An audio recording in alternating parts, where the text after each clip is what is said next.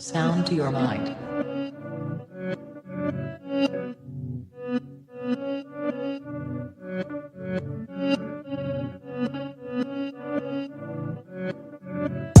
Breathe. I stay quiet as I light on my loud light. Breathe. I balance diet, I'm just trying to get my pounds right. Breathe. I stay quiet as I light on my loud light. Breathe. I balance diet, I'm just trying to get my pounds right. Shouts all on my team, I need more than a mattress support in my dreams. Could grab a few Zeds like I'm falling asleep, but I don't wanna wake for the morning grief. Breathe. Tears drop to the form in the sea. A broke heart, but it's worn in my sleeve. Never listened, I was warned in my teens, but I still skipped school, I was taught in the streets.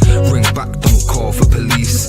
Stand tall, don't fall for the beast. Got issues with trust, so I'm born to believe. We've been a victim of love and now we're caught in it deep. Breathe. Yes, people, what's happening? And welcome back to GavGoesIn. I can't lie. You know, the last couple of days have been a complete write-off. You know what I'm trying to say? This stream was actually meant to be yesterday, guys, but, you know, I had a madness with my car, you know, and, yeah, listen, I was stuck in one position for 5 hours, you know, before, yeah, police tried to ask me for my license details as well. Like, you know what I mean? Like I was some kind of criminal. You know, even though I told him I've broken down, first thing he said to me was, "Can I see your license?" You know, we all know why that is. But listen, I kept my cool, and even though I was there for 5 hours, just racking my brains, managed to get the car to a garage. And yeah, listen, £150, man, for a call out, and I'm not even sure how much it's going to cost me now, man, to get the car fixed. So yeah, listen, apologies for yesterday, man, because that was a complete write-off. But you know, if we can't do a day, we'll always try and make it up. And today, Monaco All Time 11. And then me and Fitz will be live tomorrow at the same time for the Lyon one. So, yeah, man, it's been a mad one. It's been a mad one. Fitz, what you saying, bro? You all good?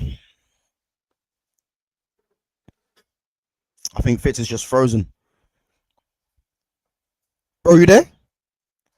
Yeah, I think Fitz is just frozen. He'll come back. I'm back. Yeah, you there, bro? Yeah, man. It's this internet where I'm based, bro. It's just not. It's not the best, man. It's not the best. That northern internet, yeah.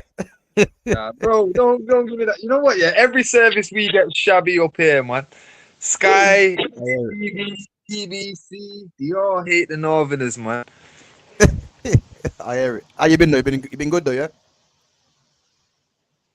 It's done it again on me. It's done me Guys, again. He'll be back. It done me Go on, again. bro. Go on. Try coming out and come back in if it helps. Yeah, if it freezes on me again, I'll do that in it. But yeah, it's that Northern.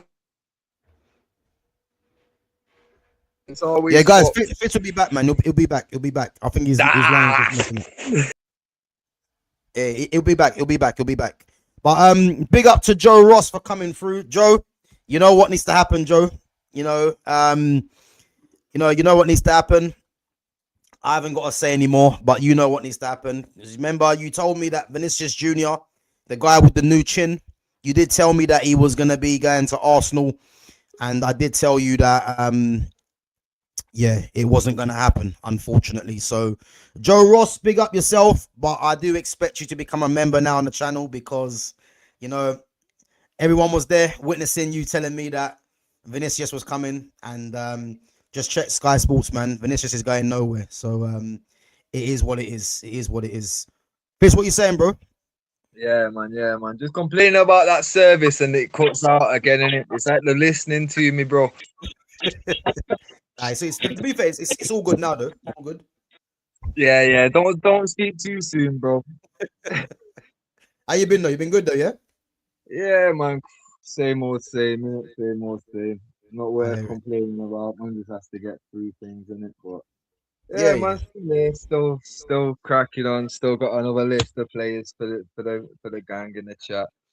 But, yeah, man. This one could be an interesting one, though. I'm not gonna lie. I don't think many people are really gonna be thinking Monaco can come with a decent squad like I've got. Bro, listen, I've got some players, man, and I'm gonna say it now, yeah. It could arguably rival PSG's team. Yeah. I think it could rival PSG's team. You know, I think people might be thinking, "Ow," but you're gonna find out once we go through in it. And guys, just on that, big up to Babs One Diva each and every time as well. If you've got any other questions about Manchester United or anything other than the all-time 11, I will be going through them at the end. So we're gonna stick to the all-time 11. Trying to fit certain players obviously into this lineup. And then any other news, we'll go through it at the end. So yeah, I can see a few of you are putting in some Man United news and some Liverpool news. We'll be going through that literally at the end. So yeah, make sure you help us as well trying to configure a team. Fitz, what lineup you thinking of, bro? Well, I'm thinking 4 at the back. Yeah. But I'm not gonna lie, there's no wings in my team. No wings. Nah. So I'm thinking it'd be 4-3-2-1 or a 4-3-1-2. 3-1. I want to say a 4-2-3-1, yeah. But you're saying that the wide players are 10s? Essentially, no, but that's what I'm saying. I'm going 3 centre mids, me. 3 centre mids, 2 10s and a striker, or 1 10 and 2 strikers in it. Okay. I'll tell you what, yeah. Let's go. I'll go with the formation that you want to do, and then we'll see how we configure it because we might have to change it. But yeah, I'm happy. So you want to go? You want to go with 4 at the back, yeah? Yeah. So 4-4-3, 4-3-1-2. You're saying? Yeah, 1-2 or 2-1. It's up to you that side. I don't mind that. All right, let's go 4-3-1-2 then. All right. We'll go 4-3-1-2. But I've got a feeling we are gonna, or we'll have to wait and see in it. So we'll go with a 4-3-1-2. Oh, what's going on here? Right, so the 4-3-1-2.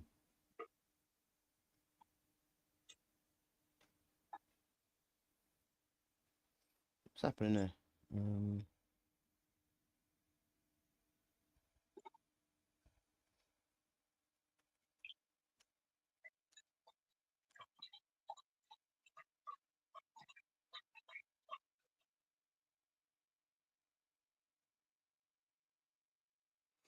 So 4-3-1-2. And guys, just to let you know as well, yeah, this is from 95. So it's the all-time Monaco team from 95. No. Is it not 05? Oh, sorry. 05, my bad. Yeah. 95, from 05. So from 2005, the Monaco all-time 11, obviously to the current period right now. So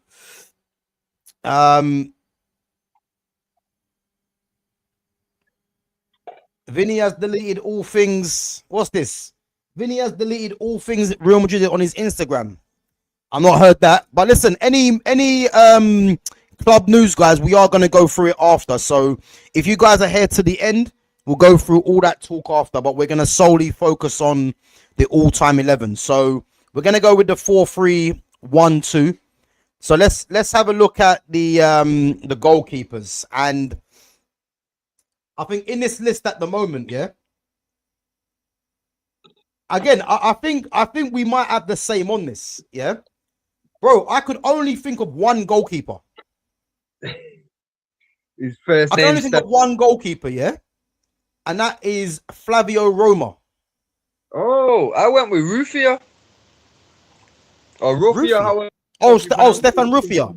Yeah, man. Okay, I went with Roma, yeah, because I believe Roma was the goalkeeper when Monaco had its best, for me, their best period in terms of the players they had. I think Roma was the goal.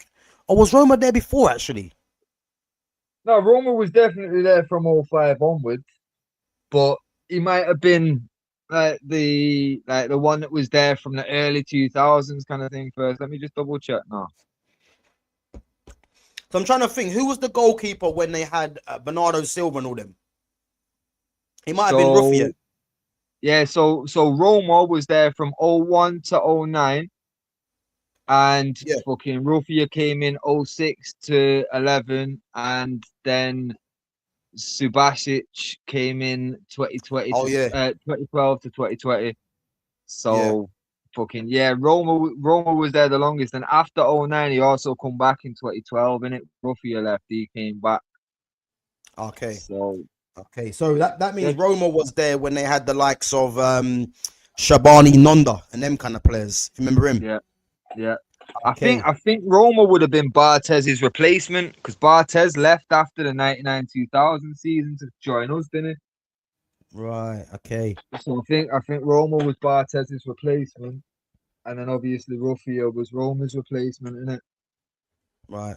I'd be happy for Roma, because to be fair, it says here, fucking nearly 250 appearances, was the starter in the magical run to the Champions League final. He returned to close out his career with them. So, and the year that he came back in 2012, they won promotion. So it's hard to go against him with that kind of track record, isn't it? I hear it. I mean, to be fair, I mean, I'm not really fussed with either goalkeeper. I mean, Roma for me, because I remember him. Obviously, as I said, he was there when Evra obviously was part of that team as well. Fernando Morientes, he was the keeper that got all the way to the final. But I think in terms of the most exciting Monaco team that I've seen, Ruffier, I think, was the actual goalkeeper in it. So again, if there's anyone in the chat that thinks we should go with either Flavio Roma or Stefan Ruffier, let us know, because I'm quite flexible in that one, because I think we got more pressing players to look at. So who do you want to go with, Roma or Ruffier? Because I'm easy either way. You know what? I'm fairly easy on it, but for me, I feel like reaching that Champions League final, like that's probably the highlight of. And I know that was the year before, obviously, this started. Like, we're going from 05, I think that was 04, innit? But obviously, fucking the fact that he was part of that, and then was still there for another 6 years, and then went to finish his career there, it's like, I feel like he's earned his spot in this one, innit? Yeah, no. Listen, I'm happy with that, man. As I said, I only remember him because of that final, man. And to be fair, he was actually. I mean, the thing is, I don't think he was a top keeper, but I mean, if you're going all the way to the final, you know what I mean, you're gonna have some sort of impact in it. So, I'm happy to put him in there, man. No problem. Right, let's just move on to the defense and just get this team figured out. Yeah. Now, let's start off at right back. I've got 2 names for right back. Yeah. Yeah. And I think one of them, I actually forgot he actually played for them. You know, it kind of slipped my mind. It's not until I looked and I thought, nah, he didn't play for them, did he? And again, it showed you that he wasn't really, the player that he became in the end until he got destroyed. Obviously at a different club. So we've got Maicon and we've got Djibril Sidibe. Obviously Sidibe, formerly of Everton as well. I mean, who you leaning towards? Are you going to lean towards the bigger name, or to someone that was at the helm really at right back within their best period? For me, I was going Maicon, just for the simple fact of, like, because bear in mind, obviously if we're talking like prime player, like, and we're looking at the two, it's got to be Maicon, innit? Obviously, if it's impacted at the club, it's probably not. But for me, I feel like Maicon, we've shitted on Maicon a fair few of these all-time 11s where he's not even come close, innit? I feel like this is the one where he has to get in, innit? Okay, it's not like he was rubbish, like we've both said before. Like, until he come up against Gareth Bale, everyone was looking at like he's the next one, innit? So, he was elite for a period, and obviously, when you're looking at the two names side by side, it just makes more sense to go make Maicon in it. Yeah, no, I hear it. I hear it. And I think with Maicon, there's no doubting that Maicon was literally the best right back in the game. And as we know, Gareth Bale exposed him, and he obviously was never the same again, man. But I'm more leaning towards Sidibe, because Maicon for me was better, but I'm looking at Sidibe and I'm thinking, if we're looking at the better player, or are we looking at who had the better impact for that team? Because the thing is, I do think that has to come into it. I hear it, but the one thing I will say to combat that, when we get Yeah. to centre mid, we're gonna put a player in that would just go in off of his ability. We're not going off Well, what he's done at the club, well, so again, we can't pick and choose when I we're know gonna do exactly that. you're talking about, yeah, but I've not included him for that reason. Is it? Yeah. Because I think it's only fair. Okay. Well, Yeah, if you're not because I think including me, I if think we're gonna do this, we've got to do like their impact at the club, innit? So I purposely okay. didn't include him. All right. Well, if that is definitely the way that we're going, and we're not going to be including like guys just because of the ability, then Yeah, you're probably going to have to go with Sadive. But yeah, say yeah. that I think it's fair, man. Because I don't really remember too much of Maicon Monaco. at Monaco. To be fair, Yeah, no, I hear it. in Inter Milan is where he made his name, really. Yeah. So are you happy to go with Sidibe? Yeah. Yeah. Like I say, if that's going to be but that is going to affect the rest of my suggestions from here out, though, innit? Cool. All right. So yeah, Dribble Sidibe gets in there again. Maicon's a better player, but I thought Sidibe, when he was part of that team, that they were destroying teams. To be fair, and I think they got to the semi-final, I believe, of the Champions League. But they had a very, very good team, man, and he was an important part of that defense. So yeah, he gets in there. And then let's just move on to the other side. I think the other side for me is more tougher, And again, there's only two names: Patrice Evra and Benjamin Mendy. And I think I think both of us are going to agree on the left back who it should be. But I think a mention does go to Benjamin Mendy, because again, we all know he suffered that that RA case, and obviously he got acquitted of it. So there's a shout for I know I'm gonna fuck up the name, Coentrao, in Coentrao. oh, Fabio Contral, yes, I forgot about Contral. Yeah, So he was there as well. But again, if we're talking about impact at the club, it's got to be Evra in it.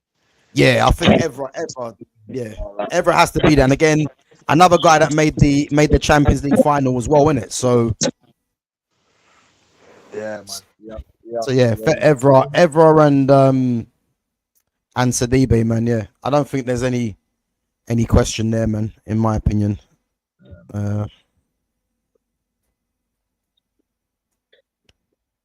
And again, in terms of Evra, yeah, where do you rank Evra in terms of the great left backs? For me, everything's in tiers in it. So in the absolute top of the top tier, you've got Cafu, Carlos, Alves, Marcelo. Then obviously below that, you've got Ashley Cole, Evra, I throw Dennis Irwin in there, but he's top of that shit though. You know what I mean? For me, Dennis Yeah. Irwin's top of that one below. He could be borderline in that elite for me, but I know that a lot of that's my own like nostalgic bias. You know what I mean? So I do put him in there with like Ashley Cole and Evra and that. But then man, literally just below the level. You know what I mean? Like the praise I can really give is the fact that them man are the closest guys that I've seen to that level of fullback. You know what I mean? But you can't quite put him in there with a Carlos or a Marcelo. Just the eye Nah. He's not. For me, he's not better. He's not better than Marcelo. I think defensively he's better than Marcelo, but I think Marcelo's not bad defensively. But going forwards, he's something different, and it's Marcelo's ability for me as well. But yeah, I think when Evra was at Monaco, I looked at him as more. He was quite raw. You know what I mean? He was someone that was just very good going forwards. But what stood out for me when he come to Manchester United, remember his debut with Vidic. You know what I mean? They got absolutely battered by Man City and come off at half time. Well, I've never seen nothing like it, man. And for this guy to go and do what he did and become arguably one of the best left backs, not just at Man United, but in the Premier League of all time, it just goes to show, man, like, you know, how good he actually was. And I think defensively, he improved a lot as well.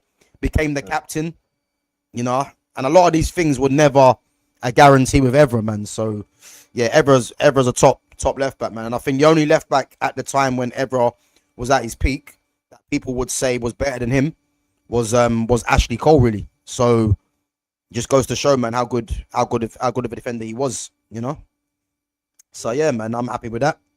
But yeah, Benjamin Mendy, as I said to you, man, when he part of that Monaco team that were doing madness in the Champions League, again, just like Sidibe, those two there were massive parts of it, man. So yeah, crazy, man.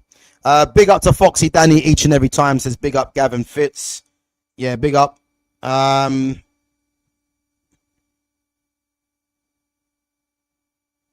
Let's see this one. Yeah, guys, make sure you're hitting that like button on your way in as well. As I said, if anyone's got any football news club related, we will get through to that at the end.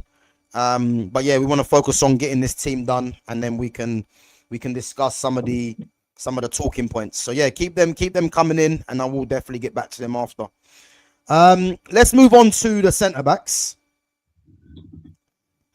bro. I'm not gonna lie, yeah. I was struggling.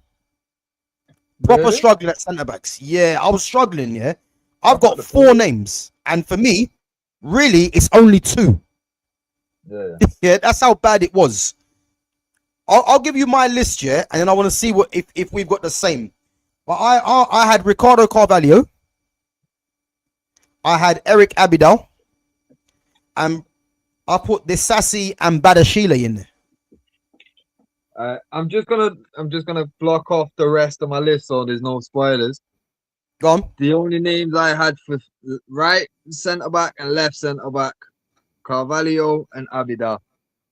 That's exactly who. So the thing is, I only put Badashile and what's this Sassy in there to have a bit more of a list. Numbers. That is the only reason. I didn't waste the ink. Like I say, a couple of these positions is only one name. It's when you get to centre mid, the 10 and the striker that I've got multiple options really. Other than that, it's clear cut. But it's now we're getting to the real tricky bits, though. You know what I mean? Because that midfield, there's some serious options there. I hear it. And the thing is as well, yeah. I mean, there's not really too much we got to say on Carvalho because if we remember, we spoke about Carvalho and Abidal before in it because when we done the Chelsea, the countries, Barca, even the countries, yeah, they made it into the countries as well, didn't they? So yeah, but these men are rated very highly by us, isn't it? Like let's be clear. Yeah, I think the biggest accolade I think Carvalho. I mean, people talk about John Terry as being, you know, as being Chelsea's best ever centre back. I think a lot of John Terry's career, for me, you can probably say he owes it to Carvalho because Carvalho was important for them, you know. Yeah. Very important. And again, Eric Abidal. You know, obviously he was in our French. Was he in our French team we had? He was definitely. I think he ended up going in the left centre back side. Yeah, but because it's him and Desailly, wasn't it? Yeah. Because I think we was discussing it was either going to be Abidal or I think it was Blanc, and I think we went with Abidal because he was left-footed, didn't we? So yeah, I mean, the amount that defense there, you see out in certain teams, though, is crazy. Because, like I say, I swear he made it into the Barca team. I swear he did made it to another club team as well. Yeah, but again, Abidal though, yeah, Abidal was And the funny thing is as well, yeah, I'm not gonna spoil it, but yeah, like the fact we're talking about Abidal, you know, I think it goes to show, innit, just how good Abidal is, because at one point, yeah, he was regarded as probably the best left back in the world at one time when he was playing for Barca in his prime, you know. And again, Abidal's a centre back by trade, you know, but if anyone just watched Abidal, man, you see how good on the ball he was. You know, he was strong. He had good recovery pace. I wouldn't say he was lightning, but never see anyone really do him for pace. But then again, the game wasn't really like that anyway, you know. And as I said, the fact that he makes it in to a lot of teams' lineups, you know, I'm a massive fan of him, you know, and I think he's another player that doesn't really get, you know, the accolades really that he deserves, you know, because I think if everyone says, oh, who's the best left back in the world or of all time, I don't think Abidal's name gets mentioned that much, even at centre back. And again, it just shows you that because the level back then was a lot higher, you know what I'm trying to say. So it's one of them things really, but yeah, I rated him a lot, man. All right, let's move on to midfield. Now, we got 3 midfielders, yeah. Now, guys, just to let you know, there's no Paul Pogba because let's face it, if we're talking of pure ability, Paul Pogba is in this team easy.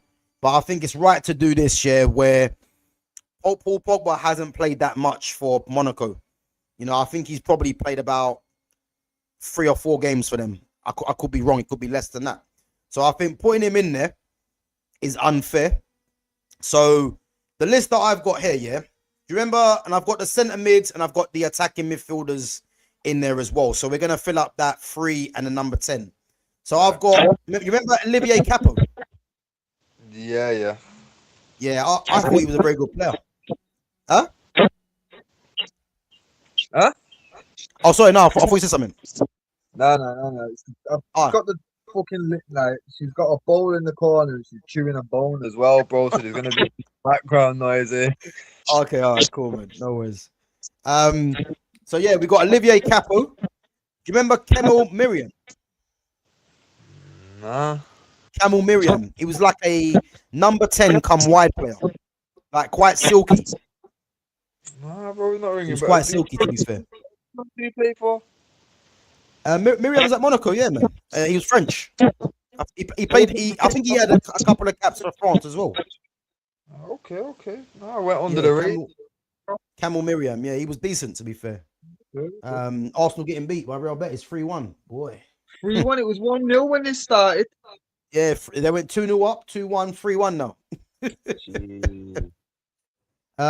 Bernardo Silva, João Moutinho, Fabinho, James Rodriguez, Jeffrey Kondogbia, Cesc Fabregas, Aurelien Tchouameni, Alexander Golovin, and I put Temue Bakayoko in there. All right, so one second. Teams though, bro. So I've got to add to that. João Moutinho. Yep. Yuri Tielemans. Oh shit, Tielemans. Yep. James Rodriguez. Yeah, I got him. Yeah. Yaya Toure. Bro, was you sure Toure was 2005? Go and check it. He was 2005. Oh, wait, no, wait. Wasn't he just there for a season though? Bro, again, he's in my list because it's Yaya in it, but I'll just double check how long he was actually there for. Now, one sec.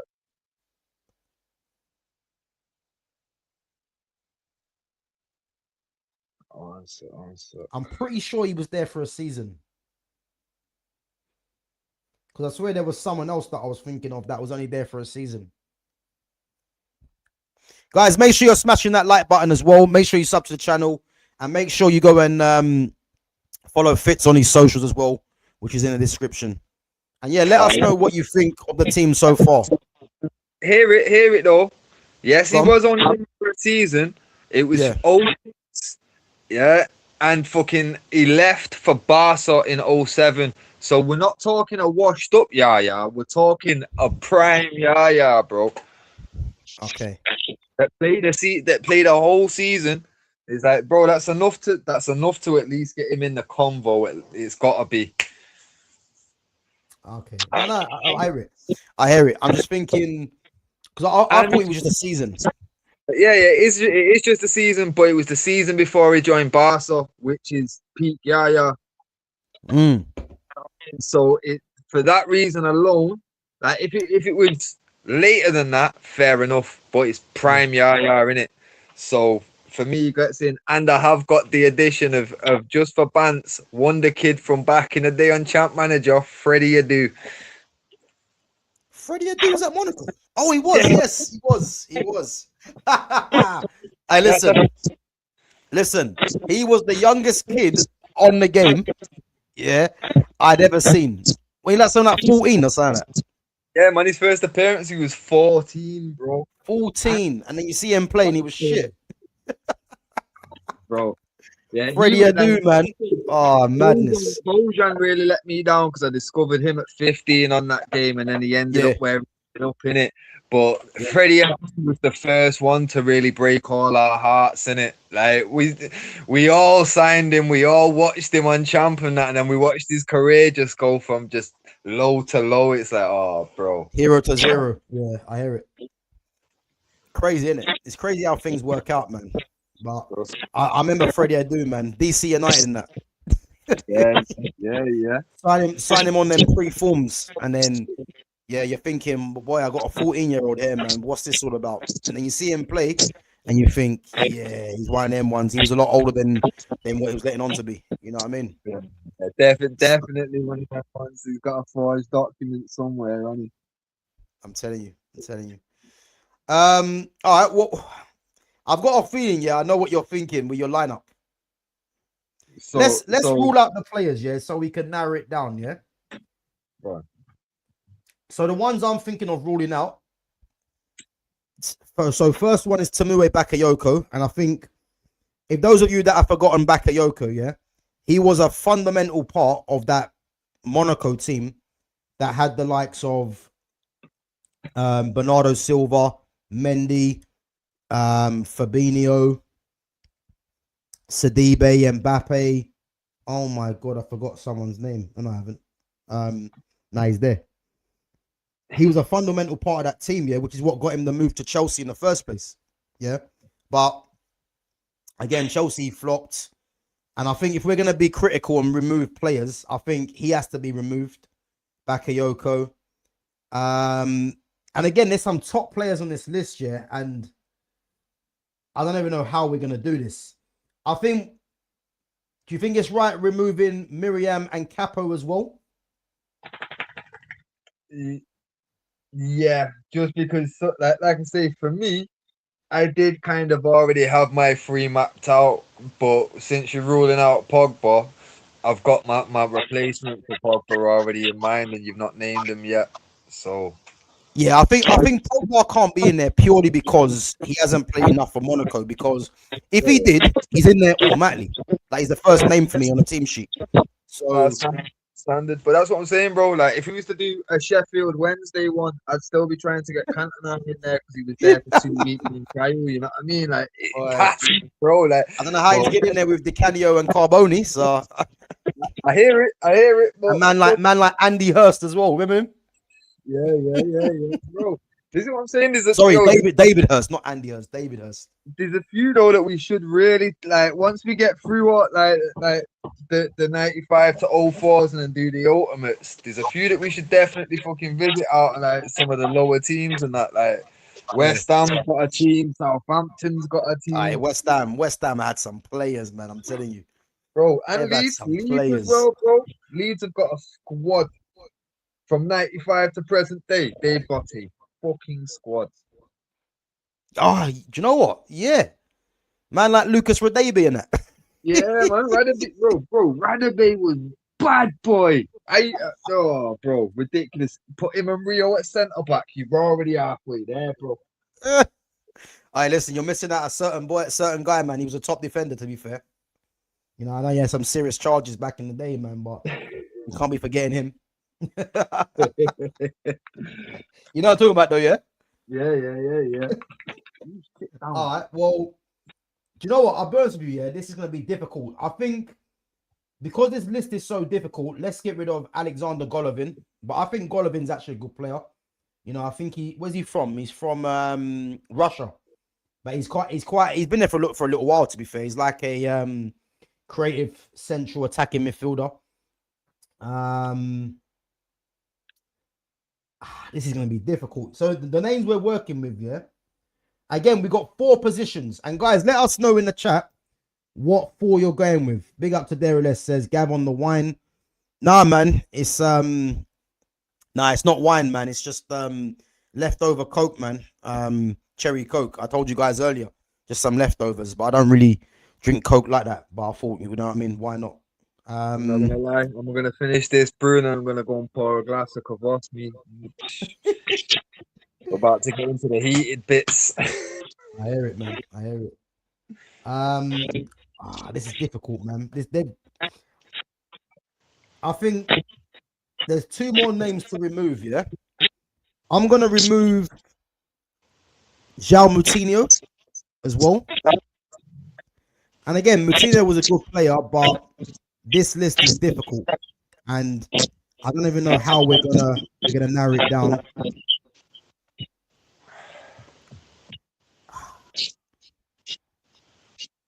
There's one more player I want to remove from this list, yeah, but I actually rate him highly, and that's Jeffrey Kondogbia. If you don't remember Jeffrey Kondogbia, yeah, this guy for me should have been a regular squad player for France. You know, I'm not sure how many caps he had, but he should have got more caps, if I'm honest. But I think just because we've got so many quality players on this list, I'm going to reluctantly remove Kondogbia. Now, the names we're working with here, because you've thrown a spanner in there with Yaya Toure and Tielemans, we're working with Toure, Tielemans, Tchouaméni, Fabregas, James Rodriguez, Fabinho, and Bernardo Silva for 4 positions. I'll tell you straight. For me, go on. My initial thought process was Tchouaméni in the middle with Cesc and Pogba either side. If we're taking Pogba out, I'm putting Tielemans in. And then in the 10, it's got to be Yaya. Or... So, bro, wait. So you're leaving out Bernardo Silva and Rodriguez. No, that's what I'm saying. Or I'm happy to put Yaya instead of Tielemans to leave that 10 for Bernardo. Simply because I feel like, okay, Bernardo and James Rodriguez, both absolute ballers, but Bernardo was more consistent and did it for longer. Yeah. So I've got to give the vote to him. If we're gonna put Yaya in mid, which I'm more than happy with, because fucking Pogba and Yaya, like for like, I'm quite happy for that. You know what I mean? And then obviously it does free up space in the 10 for Bernardo.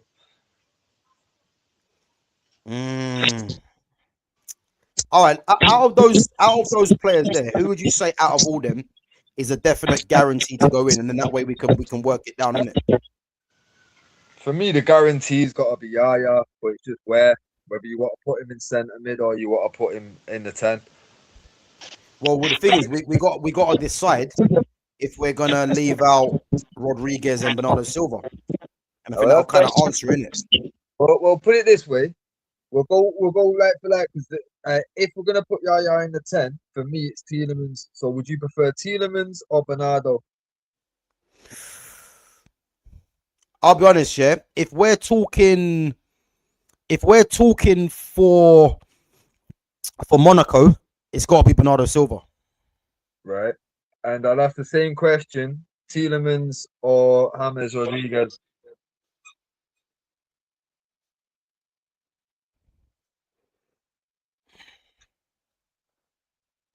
But then but then again, does that mean that Bernardo's getting in? No, but that's what I'm saying. Because for me, the way I'm looking at it, yeah, you've probably got to have either Bernardo Silva or James Rodriguez. Yeah, but that's what I'm saying. Like, now, if you say you take Tielemans over Rodriguez, then okay, Rodriguez is gone, and it's a case of, right, what would you prefer, Tielemans or Yaya? You know what I mean? And it's that kind of answers itself, really, for me. Okay, so are we saying that Bernardo Silva gets in this team at number 10? Yeah, and yeah, All right, goes cool. on Yeah, let's put him in. Let's yeah. put him in. And then for me, that midfield three, it's gotta be fucking from right to left. It's gonna be Yaya, Chouameni, Seth.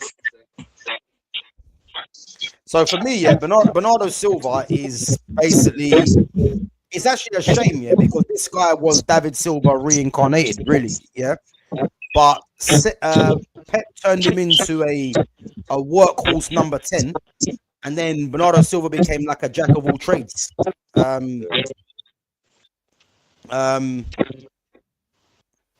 Yeah, it's literally been guys, listen, my audio's fine. I'm not sure what you're talking about there, but my audio's fine, man.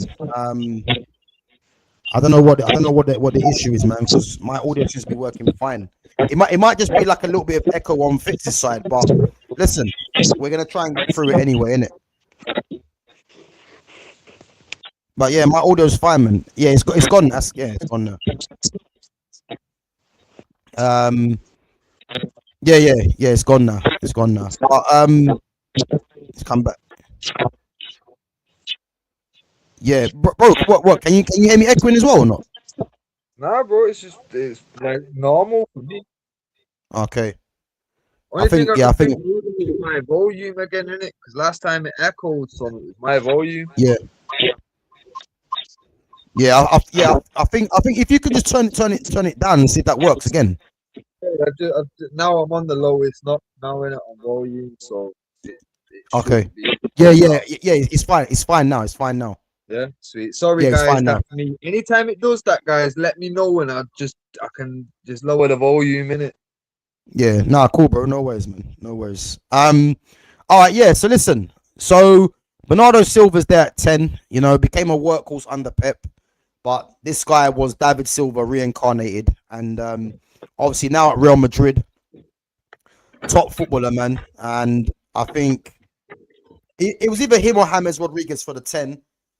I rated James Rodriguez highly, man, but I think if we're basing it on how good were they at Monaco at the time, I do think Bernardo Silva had a better impact for Monaco than James did at Monaco. But yeah, Rodriguez top player, man. But Bernardo gets in there. You know what I'm surprised at, yeah? I'm surprised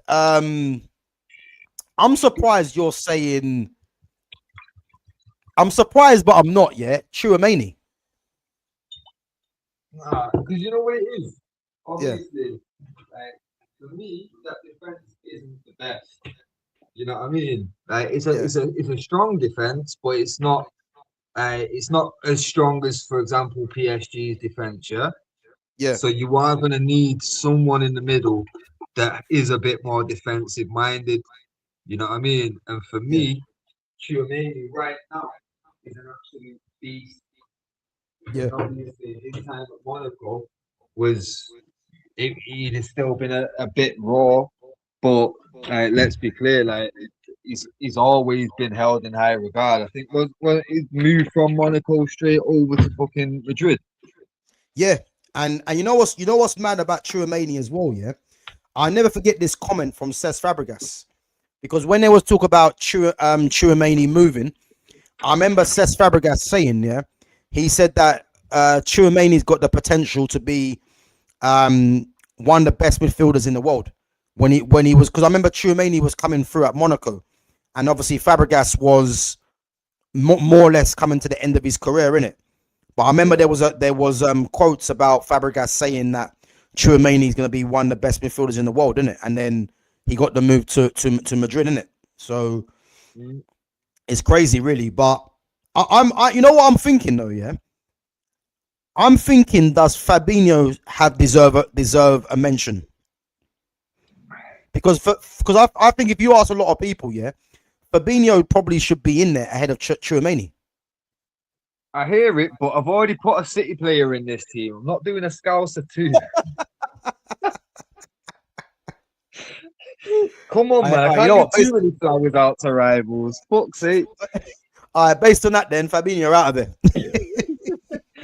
That one's for you, Jonas. Yeah, listen, I can live with that. You know what I mean? All right. So we're saying Chouameni, Fabregas, and Toure, yeah? Yeah. For me, Cesc Yeah. and Torre are already in there. It's if you want to have the conversation between Chouameni and Fabinho, I'm open to that because obviously I do joke like fuck Scouse is in it, but he Mm. was a quality player. I can't you know what I mean. I've got to give credit where it's due because I do that with other teams as well. So I'll do it with the Scousers. I've done it with Fowler and that. Hey, listen, Like Robbie Fowler, man. I don't I feel like Fabinho is underrated by a lot of people, but I don't think there was a point in his career where people viewed him as good as people do right now with Tchouaméni. Yeah. You know what I I mean? again, yeah, I didn't really rate Fabinho that highly. I thought Fabinho was good for when he was at Liverpool and when he was at Monaco, but I never really looked at him as, oh, this guy is just unbelievable. I never thought that, not 1 minute. Yeah. No, but people do kind of overlook him when in a lot of conversations, you know what I mean, where Yeah, he is at least worthy of a mention in them chats. But for me, like the way that people and like you say, Seth spotted it from day dot, you know what I mean, and he was talking about it in interviews, and then you look at what he's gone on to achieve. It's like, well, it's hard to dispute that you know what I mean, he is one of the best midfielders in the world right now. Can't yeah. really say Fabinho was ever one of the best midfielders in the world. Not for me, anyway. Boy, then Liverpool fans will tell you differently, man. I was hearing talk about he's the best DM in the world, man. Bro, Because he put out fires. You know what I mean? I hear that, So but you know what it is though, Gav? Like mm, when we went through that all-time 11 for Liverpool, that's why we yeah, had to go from 95 to present day immediately. We didn't break that up into two. Them man haven't had much. So when they get anything with a mm, little bit of quality, like it's gonna be blown out of proportion, innit? yeah. Realistically, they never really had like before Van Dijk came, who was their best centre back in Boy, history? Not even just at the time. Who was their best centre back in history? boy, I think we're going back to the likes of Carragher, Skirtle, and Hippier, and Yeah, Agger. yeah, bro. Literally, it's gonna be out of them. But again, let's be clear: when we're actually talking about best Premier League centre backs of all time, they're nowhere Mm, near the combo, and rightfully so. yeah. You know what I mean? Mm, So for me, they're gonna blow like mediocre players out of proportion. But like that's only because they've not had the greatest like squads to really take in like mm, defensive midfielders, bro. Considering like we've watched like some absolute brilliant midfielders at United that you would deem a bit more defensive minded. Like obviously you got Roy Keane, Darren Fletcher. For me, I yeah. even put Carrick in that role because we used to fucking use him a bit more defensively because we'd let Scholes have a bit more free reign. Yeah. Same way with what's his name now? Fucking Hargreaves. Obviously, Mm, I know we had a lot of injury problems, but bro, the player that we signed, looking at him at Bayern Munich, he was fucking ridiculous. You know what I mean? Like mm, absolute quality. Like, and that's they're not even like the top of the tops, really. You know what I mean? But it's much yeah. better quality than Liverpool's ever had in that position. So I get why they Yeah. blow like out out of proportion with Fabinho. But come on now, they never had a Roy Keane, they never had a Darren Fletcher. You know what I mean? Mm, So it's understandable, innit? yeah. No, I hear it. I hear it. Um, Gav, when it gets to the last striker picks, we need to preference fits. He might not be match fit to make a decision. Bro, Yeah, big up, bro, man. it's Big the up, Terry first Less. Courvoisier that from. The first one was a brew. Don't get it twisted. The first one was a brew. I only just popped that bottle then. Hey, listen, I'm guessing though, yeah. This last striker picked is gonna be interesting. I'm telling I've you. got a feeling, yeah. I've got a feeling me and Fitz we might actually pick the same players. We might actually pick the same players. I know there's one of them definitely that we're gonna pick for certain, yeah. But the other guy, I don't know, and I think this could be a bit of a controversial one because I know there's gonna be a few upset people in the chat, man. So listen, let's go through the strikers, yeah. Let's rule out the wingers because the wingers I had down were Jerome Rotan. Remember Jerome Rotan? You know, was part of the Monaco team with Evra that got all the way to the final. And the other one was Yannick Carrasco, Belgium winger. And again, if you guys didn't see the stream from earlier today, PSG's new signing, Michael Götze. I think he's one to watch, man. He could be the next Kvaratskhelia. So, yeah, listen, Belgium do produce some decent wingers. You know, obviously the best one they produced was he was actually a number 10, but played out wide. Was Eden Hazard. But yeah, let's go on to the strikers. Yeah. Now, how many have you got written down? Because I've got bro, four. I've got down. Yeah, I've got two. Well, sorry, I've got 2, 4, 6, 8. I got 11. You wasted ink, bro. There's 4 that are really in this combo, but go on. Yeah, but you know what it is? I like to do the worthy mentions.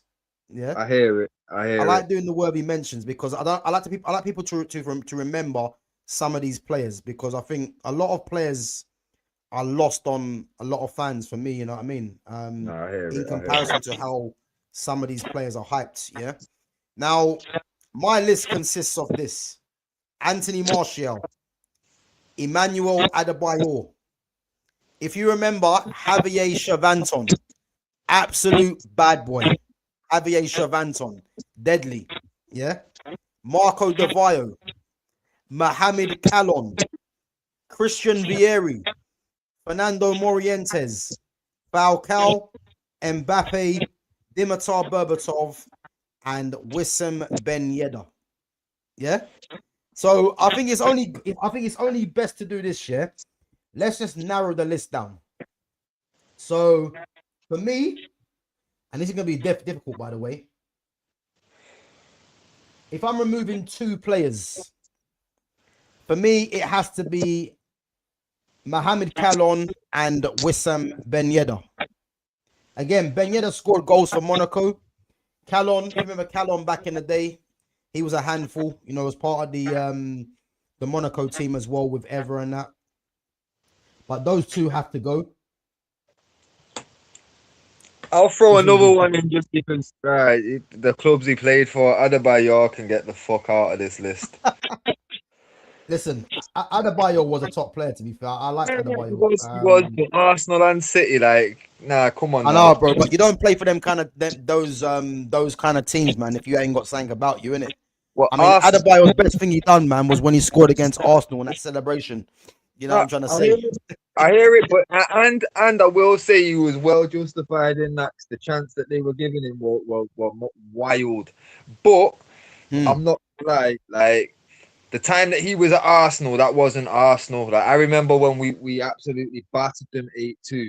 I even was talking to a fucking a gunner then. You get me? And I'm saying to him, yo, bro, I'm not even gonna take the piss out of you. That wasn't Arsenal. It didn't feel like Arsenal that we beat, you know what I mean? Those eras there. Nah, him playing at Arsenal wasn't like it was a prestigious move, you know what I mean? But him going to City, that was a bit of a statement signing. But let's not forget, this is around the time where they were signing players like Joe and that. It weren't like we were signing like the best players in the world at that present moment with every signing. There was a lot of misses, you know what I mean? Remember fucking signing like Rocky Santa Cruz from Blackburn and that. All right, listen, Santa Cruz is a bad boy, man. Let's not do that.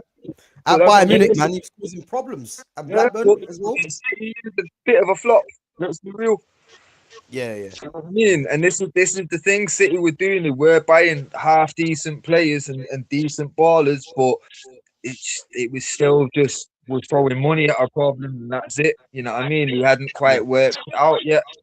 But for me, Adebayor, like, nah, he was a good striker, but like I say, the 4 players that I've got written down here, you've already named them: Christian Vieri, fucking Radamel Falcao, Dimitar Berbatov, Anthony Martial. bro. that the We're talking midfield we're needs to talking the rightly same do. language, yeah. Listen, I'm not gonna play about, yeah. This guy's going there straight away because you see this guy here, yeah. Like he was devastating, Falcao. And when Man United first signed Falcao, yeah, I was like, wait a minute, United are signing Falcao. Like, Alone bro, he as was well, the best striker in the world at the time. bro. Well, On a loan, bro. yeah. Well, sorry. I'll take it back. I don't think at the time because I think he dropped off a little bit. Yeah, Just got but injured. this guy clearly gone. Nah, he got injured. He had an injury, and he came Yeah, back from injury, and he wasn't quite the same. And I think Monaco was sending him out so he could sharpen up elsewhere in it. And yeah. if it panned out well, get big money out of it. Because right then, the value had kind of dropped a bit. So it was like, to send him out on loan, let him get his sharpness back, and then we can fucking charge him what we want. And it just didn't quite work out. Obviously, he never bounced back properly from the injury in it. Because even the following season, he went to Bro, Chelsea. when he was at Atletico Madrid, yeah, he was ridiculous, man. Like left foot, right foot, headers. Bro, he was scoring all. And the thing is, Falcao weren't quick, by the way, but he had burners for some reason. Like it made no sense. And the thing with Falcao, he was deadly. And I remember the game against Chelsea in that, was it the Super Cup final where he got the hat trick? Bro, he was devastating, absolutely devastating. And it's a shame, man, because this guy was at the time was the best striker in the world at Atletico Madrid. And Atletico Madrid, man, I don't know, their scouting system for strikers, it needs to be studied. Bro, Aguero, Torres, Falcao, Julian Alvarez, Well, fuck that. Diego Stop there Costa. at them three. Stop there at them three. That's enough. What do you mean? And let's not forget, bro. Forlan as well.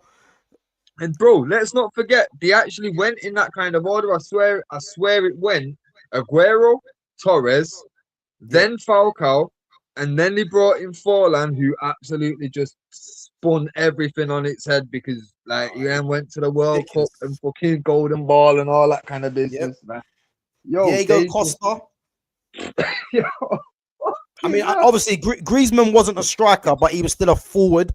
Bro, how are they getting these kind of forward players, yeah? Bro, it has to be studied. Bro, fuck that. It's not even just forwards. Let's not forget the amount of keepers they've had go through their Courtois, their Hayo. Like, bro, these managers got scouts. These men have got scouts throughout, bro. Ridiculous. He was a top striker, man. I actually think, yeah, all the strikers they've had, it would be interesting to see if there was an order. Yeah. Who would be top? Because I'll be honest with you, I think Falcao would have to be in the top two. Because you're probably going to say Falcao or Fernando Torres, probably, innit? I don't know, because what Forlan did there was a bit of a madness. Yeah. Forlan But then again, bro, look at what the thing is, Aguero for me won't be in there because he was still young, innit? Yeah. And Aguero made his name obviously at City. But I think even Costa, because Costa was part of the strike force that won the league as well. Yeah. He broke up the duo of Real Madrid and Barcelona, so he has to be considered in that as well. But yeah, Falcao for me, man, he was definitely one of the best. He definitely was the best striker in the game when he was at Atletico, man. But injuries killed him. Obviously, he went to Chelsea as well, but he wasn't the same. But in terms of strikers, man, and for all-time Monaco, I mean, bro, do you remember the goal he scored actually for Monaco against Man City in the Champions League? Do you remember the goal? No, not off the top one set. I'm searching that right now Bro, to just refresh. I'm telling you now, yeah, it's probably one of the best goals I've seen. Because the difficulty at the goal, and off his weaker foot as well. If you get a chance, guys, if you get a chance to see Falcao's goal against Man City, go and watch that goal again. I don't think that goal should be a Puskas goal because of the difficulty of the goal off his weaker foot. Big up to Niche fan as well.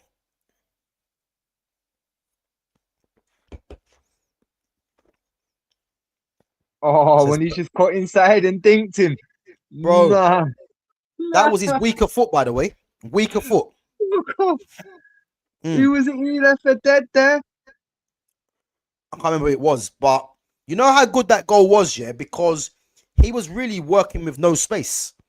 And to dink it like that over who was in goal? Was it Edison? Nah, it's bald head. Bald head. Yeah, Who's yeah. that? One sec. Let me just find out who the fuck. Bald head. Not Yeah, man, he Claudio had a Bravo. bald head in his clip, bro. One sec. But that Falcao goal was ridiculous, man. What a finish. Weaker foot, man, to do that.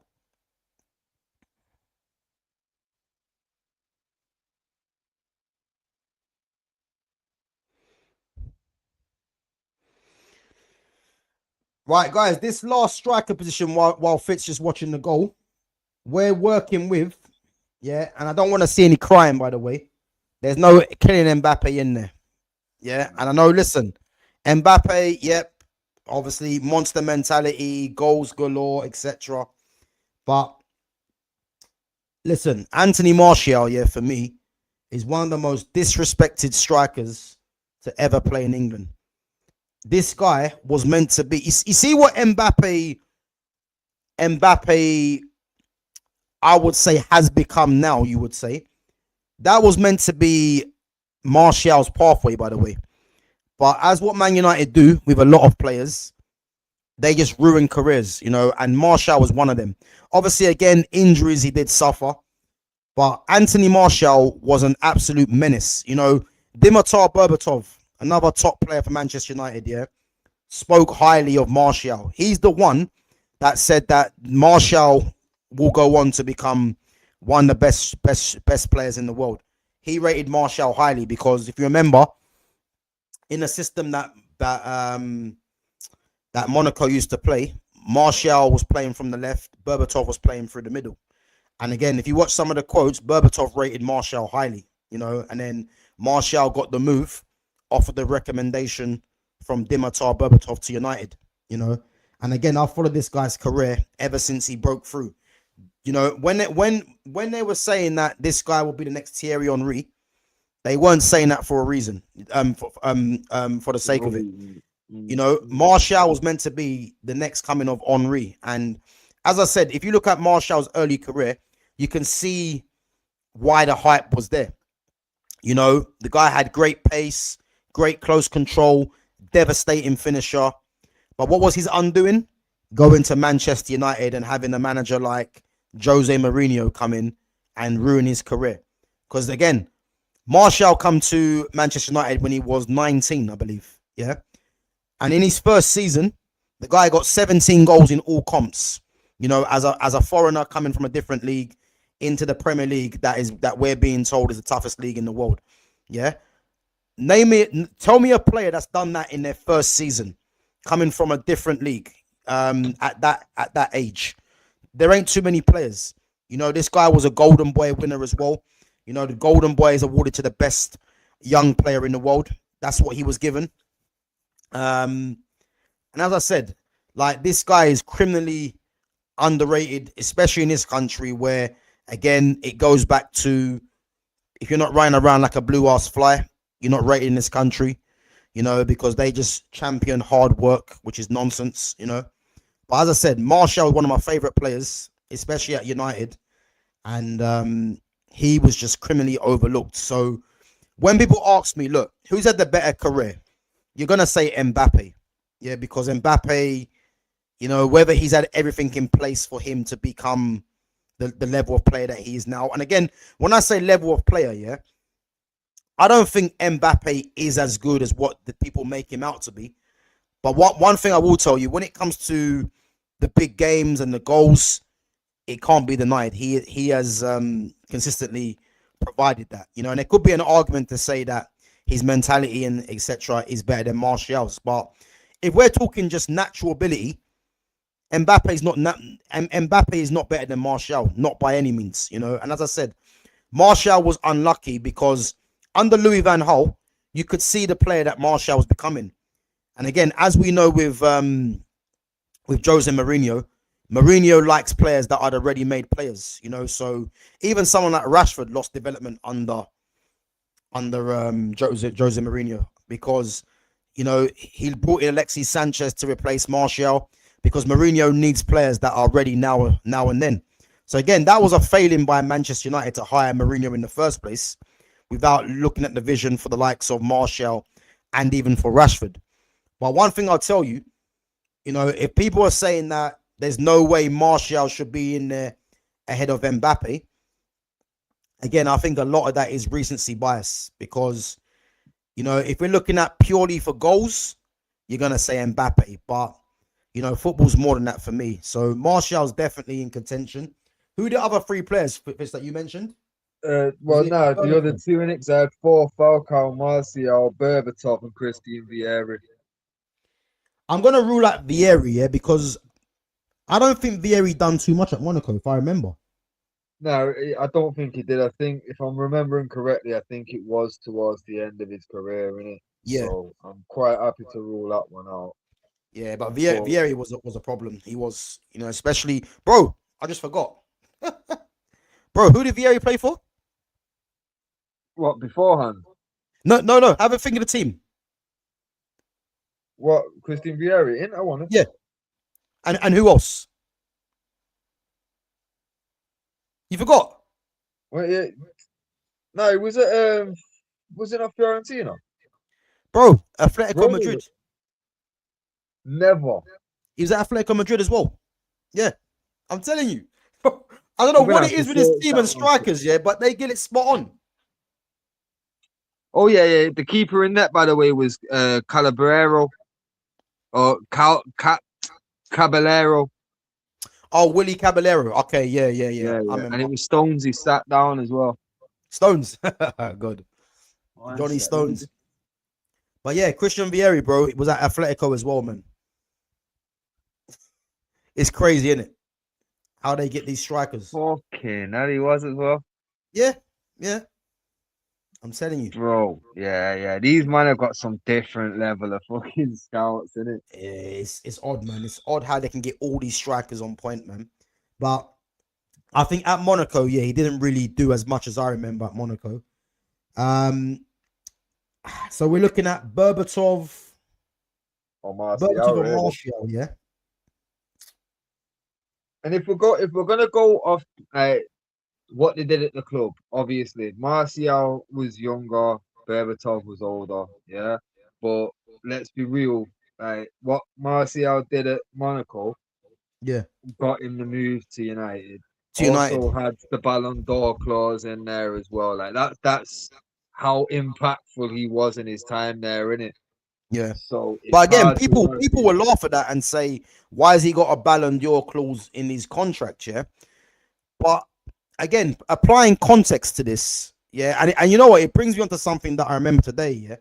So, you know, I liken Martial to Joshua Zirkzee in the sense of these guys have very high quality, yeah.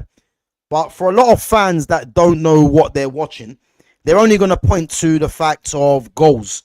So if someone's not scoring a certain amount of goals in their eyes, they're automatically shit because they're meant to be a striker. And I think that level of delusion, I call it, yeah, it's like it shows really that, you know, you're not really understanding the player. Because if you look at Martial and you look at Joshua Zirkzee, for argument's sake, yes, on paper they might be strikers or forwards, but these guys are not judged by their goals. You know, and people that say, you know, strikers are only judged by goals, that's the biggest load of nonsense I've heard. Biggest load of nonsense. Because, you know, if we're talking about, you know, back in the early 90s, you know, where football was a lot different, you could probably say that. You know, looking at Martial obviously was a left winger that obviously his eventual position would have been a striker. And obviously Joshua Zirkzee is a false nine type of striker, but these guys are not predominantly goal scorers like that. You know, the goal scorers, you look at players like Michael Owen, you know, Erling Haaland, like a Jamie Vardy, those kind of players. These guys were Ian Wright. These guys were born to score goals. Andy Cole. So if you want to look at those kind of players that, You know, they're the kind of guys that you expect to score goals. I hear it, but I think a lot of fans just look at Martial and someone like Xerxes as, because they're not scoring goals, they're useless, rather than looking at their actual ability. And again, someone today tried telling me that Xerxes got 4 goals in 2 seasons. Again, applying context to that will tell you how many starts, you know, how many minutes has he actually played? How many times has he actually played as a 9? Does the system provide him to get better numbers? You know, and it's not excuses, but it's about context, yeah? Then when I flip it to him and tell him that, okay, Marcus Rashford's got 87 Premier League goals in 10 years. Is that good? It's fucking terrible. 87 goals in 10 years. The man wants to try and divert the conversation away. And again, this is what you're dealing with. So again, I'm not comparing Rashford and Xerxes, but I'm just trying to tell you that there's always context in certain things, yeah? And Martial, for me, is very much in that boat, because you should never look at Martial for goals. Look at the quality, you know? Look at the quality that he offers. You know, Marcus Rashford was a better player playing with Anthony Martial. He was. But fans will tell you that Martial was lazy. Why? Why is he lazy? What? Because he's not running around like Declan Rice, you know, covering every blade of grass. You know, like he sulks, we was hearing. Yeah, listen, he's here to play football. If you don't want to smile, you ain't got to smile. Like, what's that to you? So again, all these things that Martial had to deal with, yeah, I think plays the perception of how fans don't rate Martial.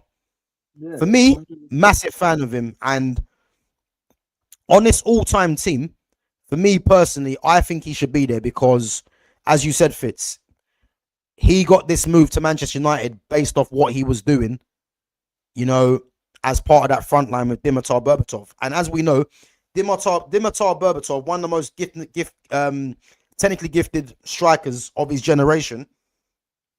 For me, he was on the end of his career at Monaco, whereas Martial was the other way. And that's why I said, if we're playing wingers in this system, Martial has to be there for me, because my front three would have been Falcao, Martial, and Mbappe. Because I would have tried and fit Mbappe on the right. But if I'm picking between Mbappe and Martial, unpopular opinion, for me, it's Martial. For me. I hear it. You know? And which means that Berbatov misses out, because this wasn't the Berbatov at United. Yeah. You know? So I'm saying Martial, bro. What are you saying? To be fair, like I say, it's a real close one for me between the two, but it does come down to Berber was at the end of his career, Martial was at the start. Berber, his impacts didn't do anything really of note. Martial's got him the move to United, got him, like I say, the Ballon d'Or clause and all the rest of it. Yeah. You know, for me, it's gonna have to just be edged over to Martial just for that fact. But yeah, I'd love to have been able to have got Vieri or Berber in, you know what I mean? But it's hard to argue, isn't it? And I think another player as well, yeah, that can be, that we've actually forgotten about, yeah, that could be in the same mold as Berbatov and Vieri, is Fernando Morientes.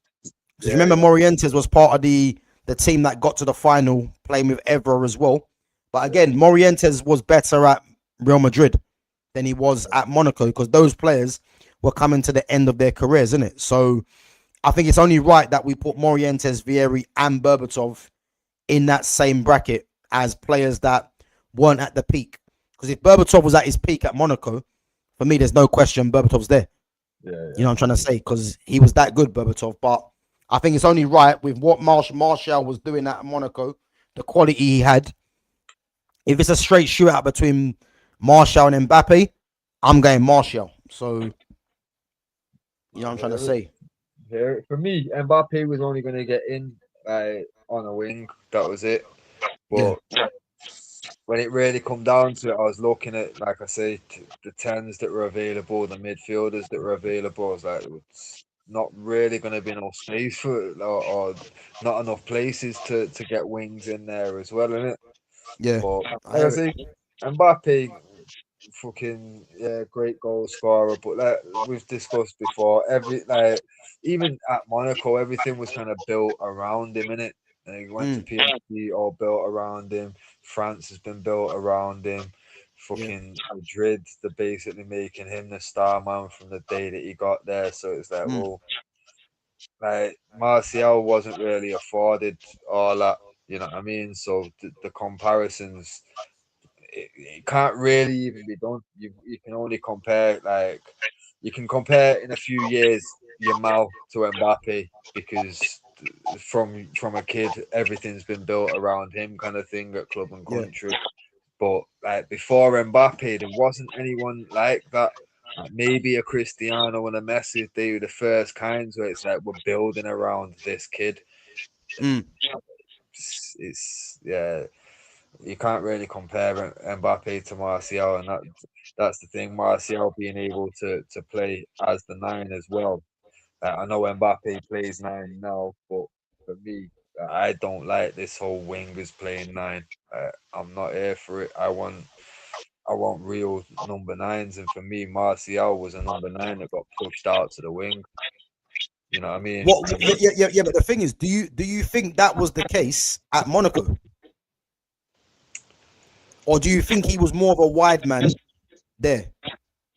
No, I think because if I remember correctly, I think he was used out wide a bit, but that's what I'm saying. It was one of them. Like I think he got used as and when and where applicable. You know what I mean? Like he was just an addition to the squad. Like it's not built around him. Like Mbappe, he was always on the wing, and everything was built around and to make him thrive in it. Yeah, Like Martial, I think he was more integrated, like a normal like youngster would be into the team, in it. Like Mbappe, like he had everything on a plate from before he'd even be like turned pro. Really, you know what I mean? Martial, I think he got more integrated, like how you normally would. And obviously, like you remember back to like how Scholes was integrated. Like he was sometimes he was a nine, sometimes he was the 10, sometimes you know what I mean. Like he just playing wherever. Bex sometimes played in the middle, sometimes he was out on the right. It was just wherever the fuck you're gonna play today. You know what I mean? But it's Mbappe was always like, this is where you're gonna play. And then obviously he went to PSG, and it's like he decided at PSG, I want to do what Cristiano's doing and try and get records for goals. So at that point, he decided I'm gonna play the nine, and then they just had to reshuffle everything and build it around him being a nine now. You know what I mean? But Martial didn't have that luxury. He wasn't afforded that way. He just picked his position. Like he had to adapt and change and fit in where he could do, innit? But again, bro, this comes down to do with context as well, innit? Because as you mentioned, Mbappe's had literally everything fall onto him on a plate, really. Because even if you think of it like this, yeah, Martial played from the left because if you remember, like, you know, this is when the systems were starting to do like the 4-2-3-1, which meant that if you've got someone like Berbatov, who's the experienced guy, Berbatov's going to be the central striker, so he needs legs around him. So if you think of Martial having pace one side, and then I can't remember who was on the right hand side, but I think it might have been, was it Carrasco on the right hand side or someone? Yeah.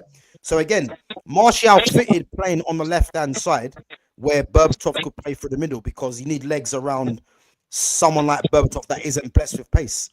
If you look at Kylian Mbappe, for example, yeah, he come into the team to play with Falcao, and then obviously because they looked at Mbappe as being, you know, the next superstar, I think Martial was looked at being a superstar, but not in the way that Mbappe was, because it's almost like Monaco changed the formation so Mbappe could thrive, because really and truly, it should have been Falcao up top on his own, but they started playing Falcao with Mbappe, so Mbappe was the legs, and Falcao was the guy that was dropping in.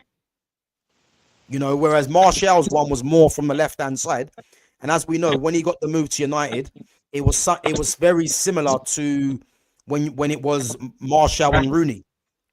Rooney was like the Berbatov, yeah, in terms of having got the legs, but Martial's the young gun who's got pace from out wide, isn't it? And then when Martial started doing his thing under Van Gaal, you know, no one could foresee that Van Gaal would have got sacked from Mourinho. And then when Mourinho come in, it was game over for Martial, because if you just watch Mourinho's career, you know that he doesn't really rate young players like that. And then obviously Martial was saving his job. Then Sanchez came in. Martial was on the bench, and all these other factors started happening. So whereas if you look at Mbappe's whole career, he's just gone from there like that. And he's had everything to hand him on a plate, really. If you look at France, he plays where he wants, the captain, etc. Monaco, PSG, and Real Madrid now. Even to the point,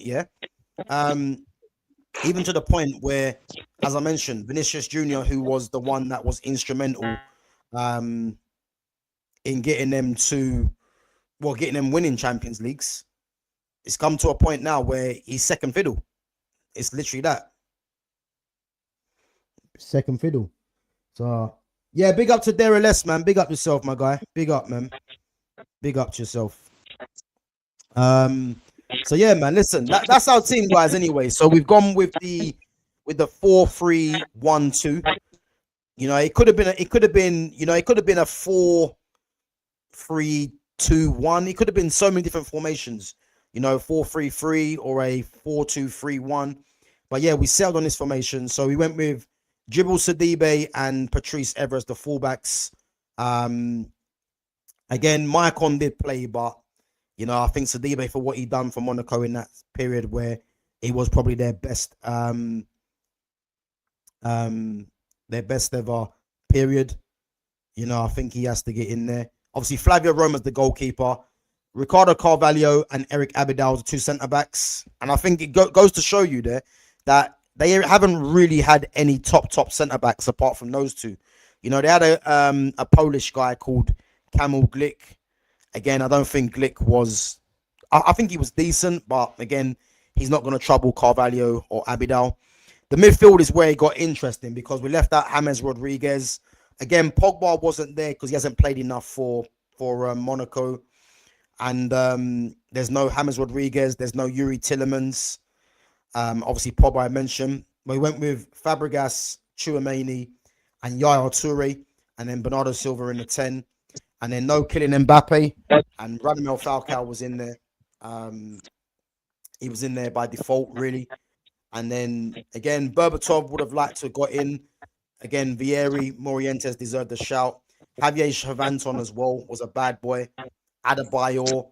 But listen, Anthony Martial, for me, as I said previously, one of the most disrespected players, not just in the Premier League, but probably in Europe at the time, because this guy's pathway was meant to be one of the best in the world. And really and truly, he was let down by Manchester United, because Man United invested all that money on Martial, all to be given to Jose Mourinho,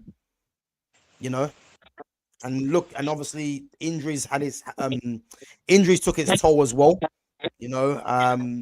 But again, were the injuries by United, putting him on, making him play through the pain barrier? And again, I think there's an interview where he said half the time he was playing when he was injured. So yeah, all these factors could have played its part, man. But he gets in there alongside Radamel Falcao. So yeah, man, happy with that team. Let's compare this with PSG before we move on to some of the other questions, and then we'll wrap it up. I think this one's going to be pretty much straightforward. I think more in favor, I would say, of PSG. I think you might have to say, but Flavio Roma or Donnarumma. Donnarumma for me. I think it's an easy one. Djibril Sidibe or Hakimi. Hakimi for me. Evra or Nuno Mendes. Here's where we're going to differ. I'm going Evra here. No, bro. You know what?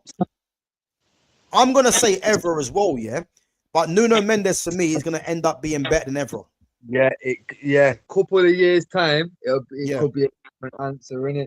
Yeah, because I think the way that Nuno Mendes is going on right now, he could be in the conversations with the Marcelos and the Roberto yeah. Carloses of this world, Maldini's and that. I think he could be that because in a different way. I think as footballers, them guys are different. But I think in terms of the modern day left back, like, yeah, he's got everything to be up there for me. So I'm gonna say Evra now, but Mendes in the future will be the better left back for me. Yeah, yeah. Carvalho or Thiago Silva? Thiago Silva for me. Yeah. Abidal or Marquinhos? This one's not. You know what? I'm gonna say Abidal. Yeah. I think Abidal's underrated. He's underrated for me. But so is Underrated. Marquinhos. I don't think Marquinhos is as underrated, but I don't think now people because it feels like he's been about forever. I don't think people really, when you talk about the best centre backs in the world right now, I don't think Marquinhos gets much of a shout. Yeah, I agree. I think the best accolade you can give to Marquinhos, is that he is this version's Thiago Silva. Yeah. He's this generation's Thiago, innit? He's this generation's Thiago Silva, yeah. You know, but I think Abidal was class, man. Like I think he's slept on. So you could say Marquinhos, but I'm gonna say Abidal, and I think Abidal deserves his flowers, man. So we've got 3-2. Yeah, 3-2 because the keeper in it. Yeah. Moving on to midfield. Who did we go for midfield again? I forgot. Verratti and Makalele. Okay, so this will be interesting. I don't know how we're going. Okay, yeah, and then we done the 10s. Was it 10s we had as well? Wingers in a 10. Okay, so it was Messi and Neymar, wasn't it? Messi. Oh, okay, yeah, Messi, Neymar, Cavani, and Ibra, wasn't it? Yeah. Okay, so Verratti or Fabregas? Difficult one. Cesc. You going Cesc, yeah? Yeah.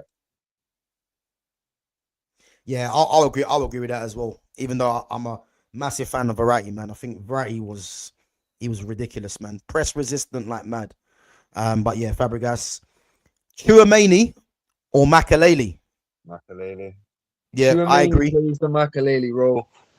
He does. But when you're playing the role, you got to go with the original, innit? Yeah.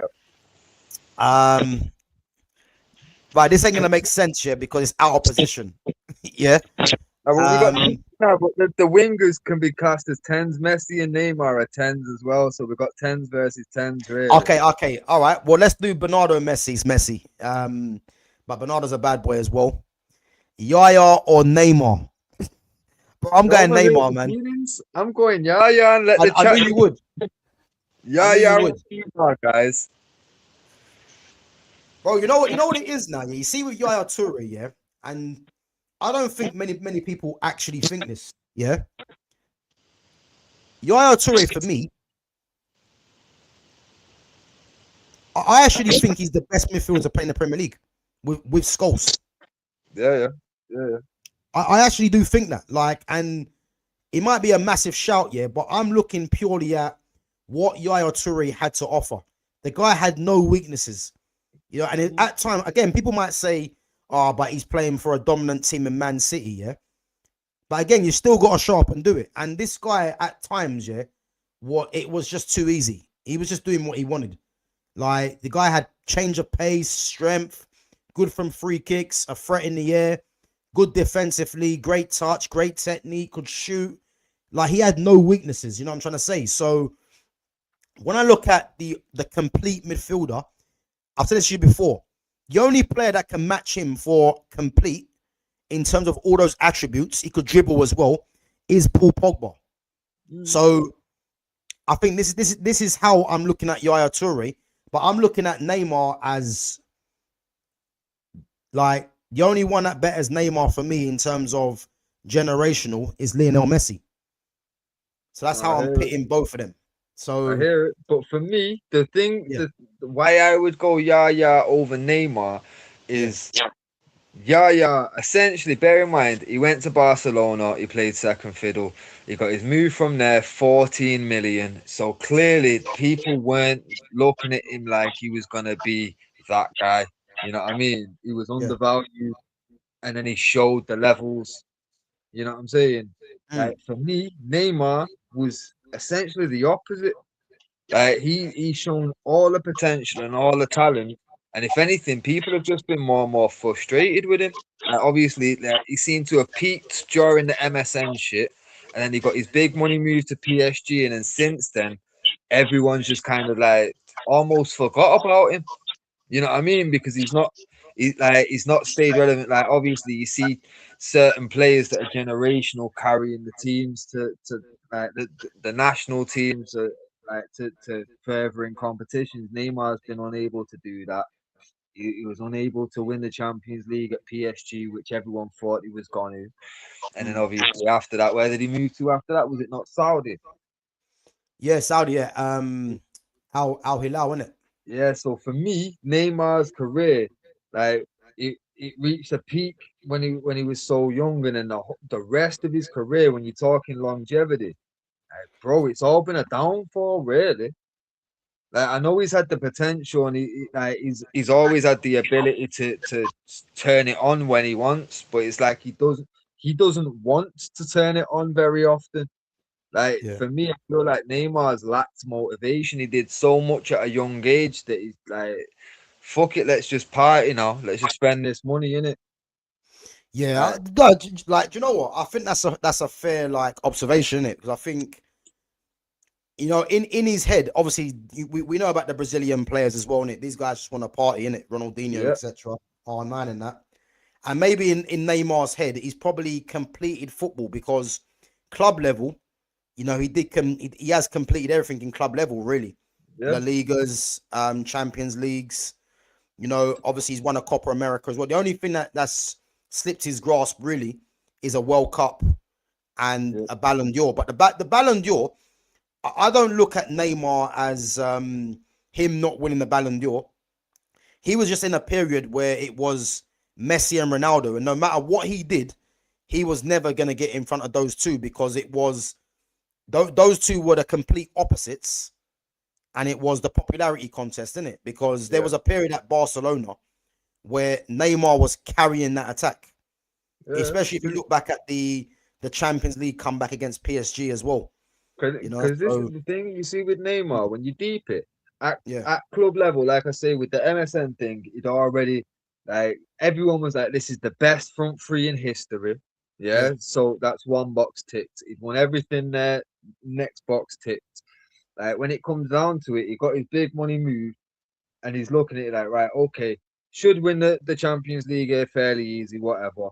But like he's completed it. He knows that Ballon d'Or is going to elude him because he'd have been very aware that nothing I can do now at this point is going to get me that Ballon d'Or. It's yeah, Messi's or Ronaldo's. Like that's the way it's going. You could see how it was bro. going. Which is why he had to go to PSG. Yeah, but then with that in mind, he knows I'm not going to win that Ballon d'Or as much as he probably would have liked to, because then he joins a long list of Brazilians that have won that Yep. that trophy. But at the same time, when he's aware that I'm not going to win that, I'm going to go to PSG for this money. I'm already classed as one of the best of the generation. I'm already classed as like fucking one of the best front threes in, or one of the best in the best front three, or one of the three of the best front three, you know what I mean? However you want to Mm, term it.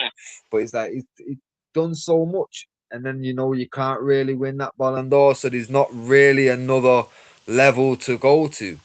yeah. Yeah, why are you gonna? You're not gonna have that motivation. You already didn't. You're Brazilian. You want to party and go carnival and all that every year. Like Mm, then you get the fact of knowing I'm never gonna win a Ballon d'Or, no matter what I fucking do, because I'm in their generation. yeah. Yeah, fuck it. You can understand why he would just take his foot off the pedal a bit and just say, you know what, fuck it. I'm just gonna enjoy kicking ball about. I'm not really gonna be motivated and driven to fucking do anything specific. Like I'm just gonna enjoy kicking a ball around while I can and earn Yeah. big money for doing it.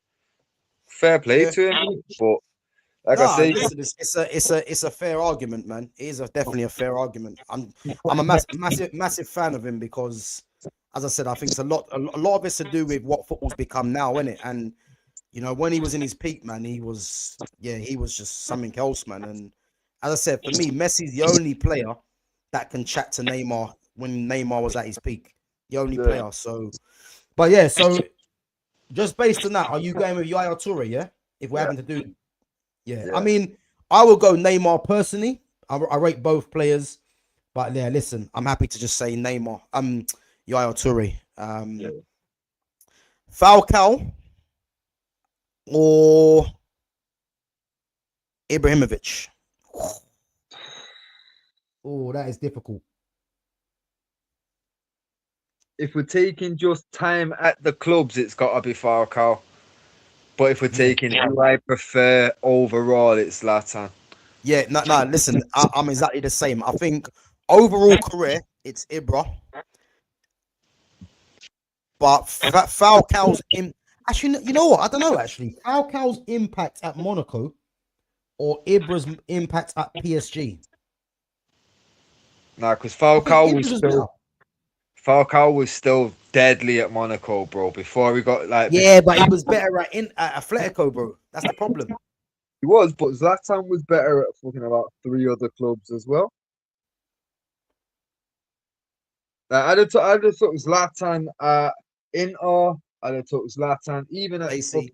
Barca and AC, like over PSG Zlatan. Yeah, I hear it. But like I say, still both of them playing in the French league were both fucking quality in the French league, same way. But like I say, Zlatan did it for a longer period for me. If we're going overall. So you're going Ibra then, yeah? Yeah. Yeah, no, I'm happy with that. I just think, do you know what? I think it's a tight one, isn't it? It's a tight one. I think if this was Falcao, Atletico Madrid, and it's a different story. Because I would actually say that Falcao's Atletico Madrid stint probably rivals anything Ibra's done at Inter or AC. Yeah. Because Falcao was regarded as the best striker in the world at Atletico. But was Ibra ever regarded as the best striker in the world at any of them clubs? Nah. He was one of a number. But Falcao was the best striker. You know what I'm trying to say? Yeah. I agree with that. Yeah. All right. And the last one, Anthony Martial or Edinson Cavani. Just letting you guys know now, yeah. I rated Cavani at Napoli. Yeah. I didn't rate Cavani really. I mean, don't get me wrong. PSG, he was devastating, but I didn't really rate him like that. I preferred him at Napoli. You know, he was better for me at Napoli. Fair, the quality of the French league at the time that Cavani was dopey in it, like it wasn't really all that in it. Like let's really, if we're being brutally honest, I'll say I preferred him at Napoli personally. I thought he was devastating with Hamšík and Lavezzi, bro. When they had Hamšík and Lavezzi, bro, I was playing Pro Evo, and listen, we used to do some mad picking thing, and them 3 players there were getting snapped up. Lavezzi, Hamšík, and Cavani, they were deadly, and had Calayon on the right hand side, who was more of a runner. But that 3 there, especially Lavezzi, listen, it was different, man. It was different. But me personally, my personal pick, I will go Martial. But again, if you're thinking Cavani, I can see why you would go Cavani. To be fair, this one is one of them, like, it'd probably change on any given day, innit? It's just right now, I am leaning a bit more towards Cavani, but again, ask me tomorrow, it could be Martial. So I'm happy to lead this one. But even if we just leave that one out of the equation for a sec, it's 6-4. So even if I say, it's hanging in the balance, but so PSG is still just about edged it anyway. But again though, again, it could easily be Neymar or Toure, Falcao or Ibra. That could be the swinging vote. Yeah, yeah, yeah, yeah. But that's what I'm saying. Like Yeah, it is that fine in it. But that's what I'm yeah, saying. That's the surprising part of it. Like you would think, yeah, it's fucking PSG is gonna have hands down the better spot. That's how close it is. It's either 6-5 or 7-4. You know what I mean? But it's not like it was a whitewash. Like yeah, and like I say, with if it's 7-4, Cavani and Martial for me is a coin flip. You know what I mean? The, yeah, the yeah, whole Falcao, everything could have really gone either way if we was just going off time at that club. It's gonna be yeah. Falcao for me. You 100, know what I mean? So it's like 100. just those two there going different. It changes the whole dynamic of it, doesn't it? Yeah. But like I say, And again, the majority of people would go with Cavani over Martial, innit? They would do that. mm, But like for me, it's not that. I'll be honest with you. Again, because it depends what you're looking at, really, you know. yeah, yeah. But yeah, listen, it's a close one, man. And as I said, we got Leon tomorrow, same time, 8 p.m. And I think this Leon team, it, I think this Leon team, I don't know, touch and go. It could be better than Monaco's. I don't know, touch It and could, go. it could, but like I say, it's Yeah, yeah. For me, I'll tell you the truth. The Leon one, there is some very good options. You know what I yeah, yeah, mean? So, yeah, but I'm not gonna lie. I, uh, I'm looking at my Marseille sheet here. There's not many options in the positions, which tells me that I've pretty much got it locked down what this formation will be. And this yeah, yeah. like Marseille one next week is gonna be dangerous. But Leon tomorrow, looking at it like there's a lot of I've got a lot of like every position's basically got two options apart from two positions. Yeah, 100. So 9 positions have got at least two options in each of them. Yeah, Yeah, man, I it's hear it, man. But yeah, we're looking forward to that one tomorrow, man. Fulham are advancing in talks to sign Southampton midfielder Shay Charles. It's quite a decent player, to be fair. Liverpool trying to get Mbaye from PSG, bro. If United could get involved and get rid of Rashford and get this Mbaye, this guy's gonna be special, man. He's a very good player, man. But yeah, let's see if Liverpool get him. But bro, just quickly, yeah, answer this. I'm gonna go toilet quickly, yeah, but just answer this question. So, guys, we are gonna get on some of the questions that you guys have asked. So Bruno will be called a fraud after a slow start next season.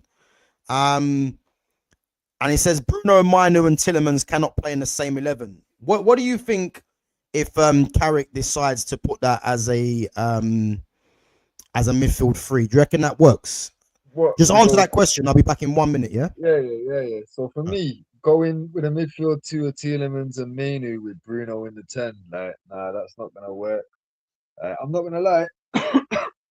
The stream that Gav did a couple of days back, talking about how United could potentially line up. I do like the idea of actually switching it up and going to the midfield three. And for me, doing that, I, I actually feel like we'd probably get the best out of Bruno because we've said it before on the channel. Like that is where Bruno has always seemed to play the best. Like obviously, I know he gets numbers playing in the 10, but that's because he's playing as essentially a shadow striker. He takes every fucking set piece. It's bound to happen, isn't it? But yeah, like I don't see a world where we stick with uh, Tielemans and Bruno and Mainu all in the starting squad. I do feel like we're gonna have to, if if we make no more transfers, if we're just stuck with what we've already got, I think that Andre Santos is gonna play quite a lot of games. I think obviously he's the only one that's really defensive minded like that. I think obviously in a midfield three, you're better off playing with obviously Santos as the six. Then you've got Tielemans and Mainu for me, or obviously Mainu and Fernandez, or Fernandez and Tielemans. But you've got to have someone there that's going to do the defensive work that Bruno's not going to do.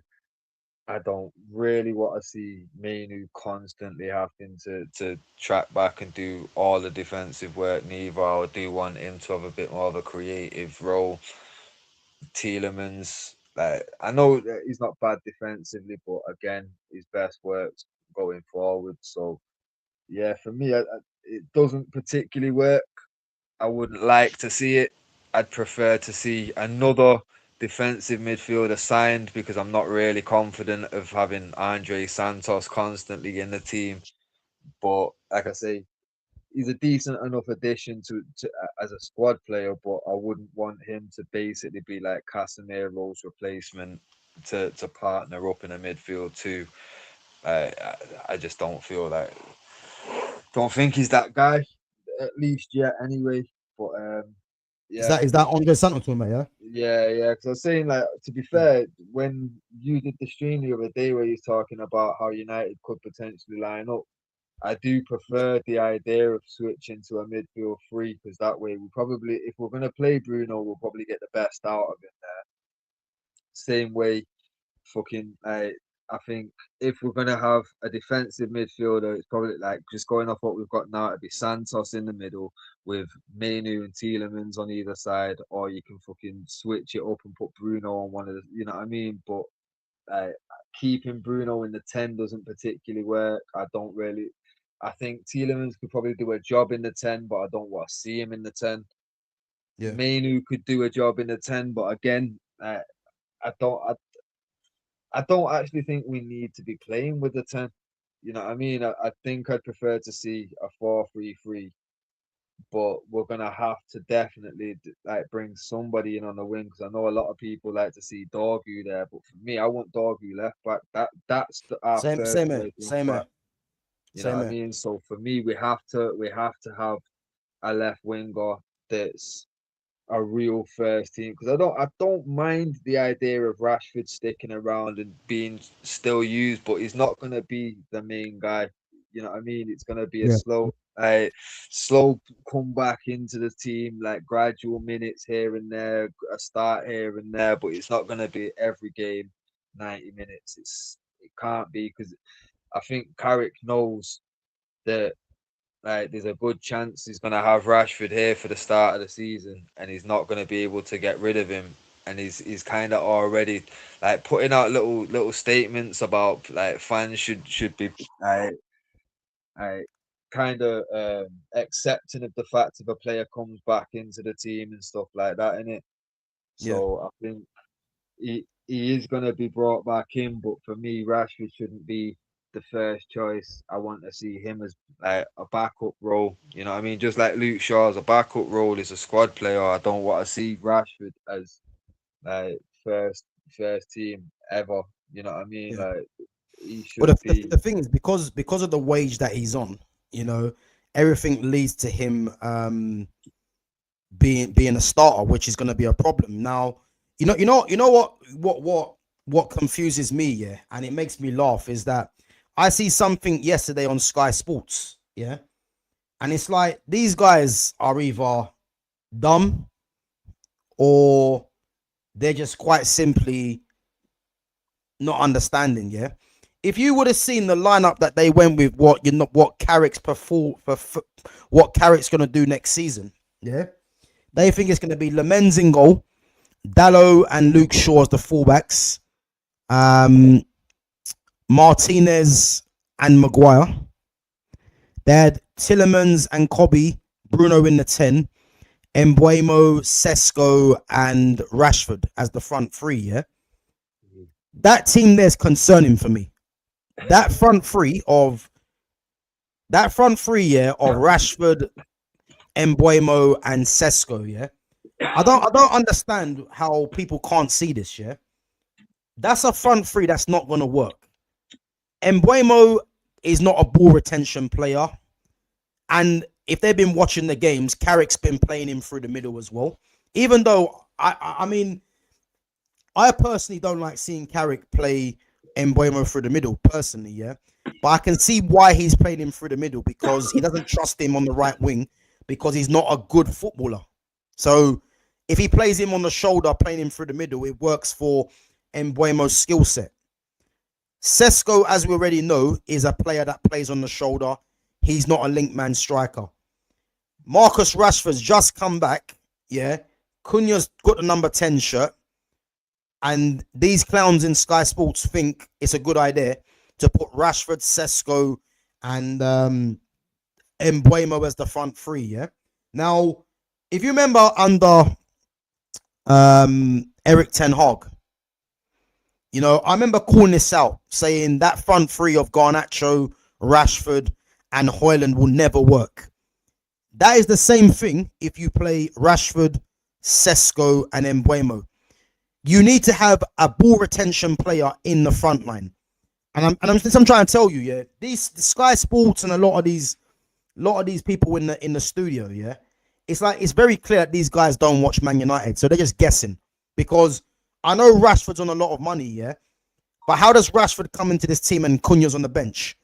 Cunha took his number, and all of a sudden, you know, Rashford's gonna come back and Cunha's got to settle for a place on the bench. How? How's that gonna happen? You know what I'm trying to say? And then the Bruno, Tielemans, and Kobe midfield, yeah. For me, that midfield, yeah, I'm not going to say it can't work, because it can, because you've got two players in Kobe and Tielemans that are very good footballers. And then you've got someone in Bruno. Again, as we know with Bruno, he likes to play for numbers, yeah. But this Man United squad right now is set up to go to a 4-3-3 anyway. Now, if you're going to play Bruno, Kobe, and Tielemans, who's going to be the defensive one? Because Kobe's natural game is to go forward. He's having to adapt his game because United haven't got that sitting midfielder. So again, you're going to take away from Kobe's game if Kobe has to be the deepest player. Because Tielemans can play that role, but how Tielemans was playing for Aston Villa, you know, there was times that Tielemans played in the 10. So again, Andre Santos, for me, I rate Santos. And I think the Santos signing surprised me. I didn't think United would sign him. To think that we got him for, what, 48 or 50 million. And already, he's already shown that he's adapted to United's way of playing. He's going to have a big future, you know. But does he start the first game of the season? As it stands right now, he does. Because he's the one that offers the balance in that midfield. Because I'm not going to be confident with a Tielemans, Kobe, and Bruno midfield. You know, even if it's a 4-3-3, that's not a midfield that I would like to see, because you need to have someone that is going to sit, or there's going to be some sort of balance there, which is why Camavinga, Sanderberg, you know, the Baleba as well, you know, these are the kind of players that, you know, changes everything. And I think Andre Santos offers something totally different to Kobe and to Bruno and to Tielemans. It's that he's the most defensive one out of all them, and he can be, and he offers the balance. So I think just based on that, man, I think, you know, as the midfield stands at the moment, you know, I think everything points to Tielemans, Bruno, and Kobe, because Kobe's the academy graduate. You know, Tielemans is experienced, one of the best midfielders in the league, and Bruno's the captain. I think that only works against the lesser teams. I don't think that midfield three works against some of the better teams, because there's no defensive nous in there. So, for me, yeah, it's a problem, man. For me, going off the players that we've got right now, with no more transfers, the starting 11 for me in a 4-3-3, it's going to be Lemens, Mazraoui at right back, Dorgu left back, De Ligt and Martinez as the centre backs.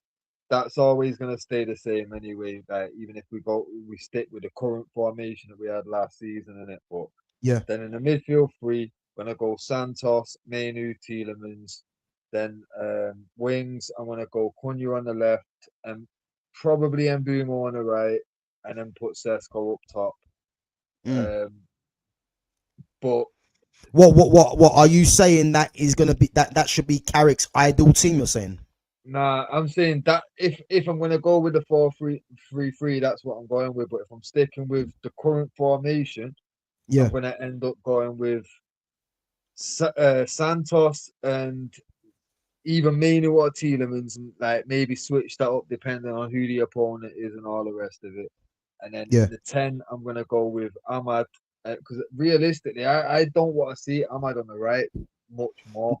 Bro, I don't unless it's a 4-3-3.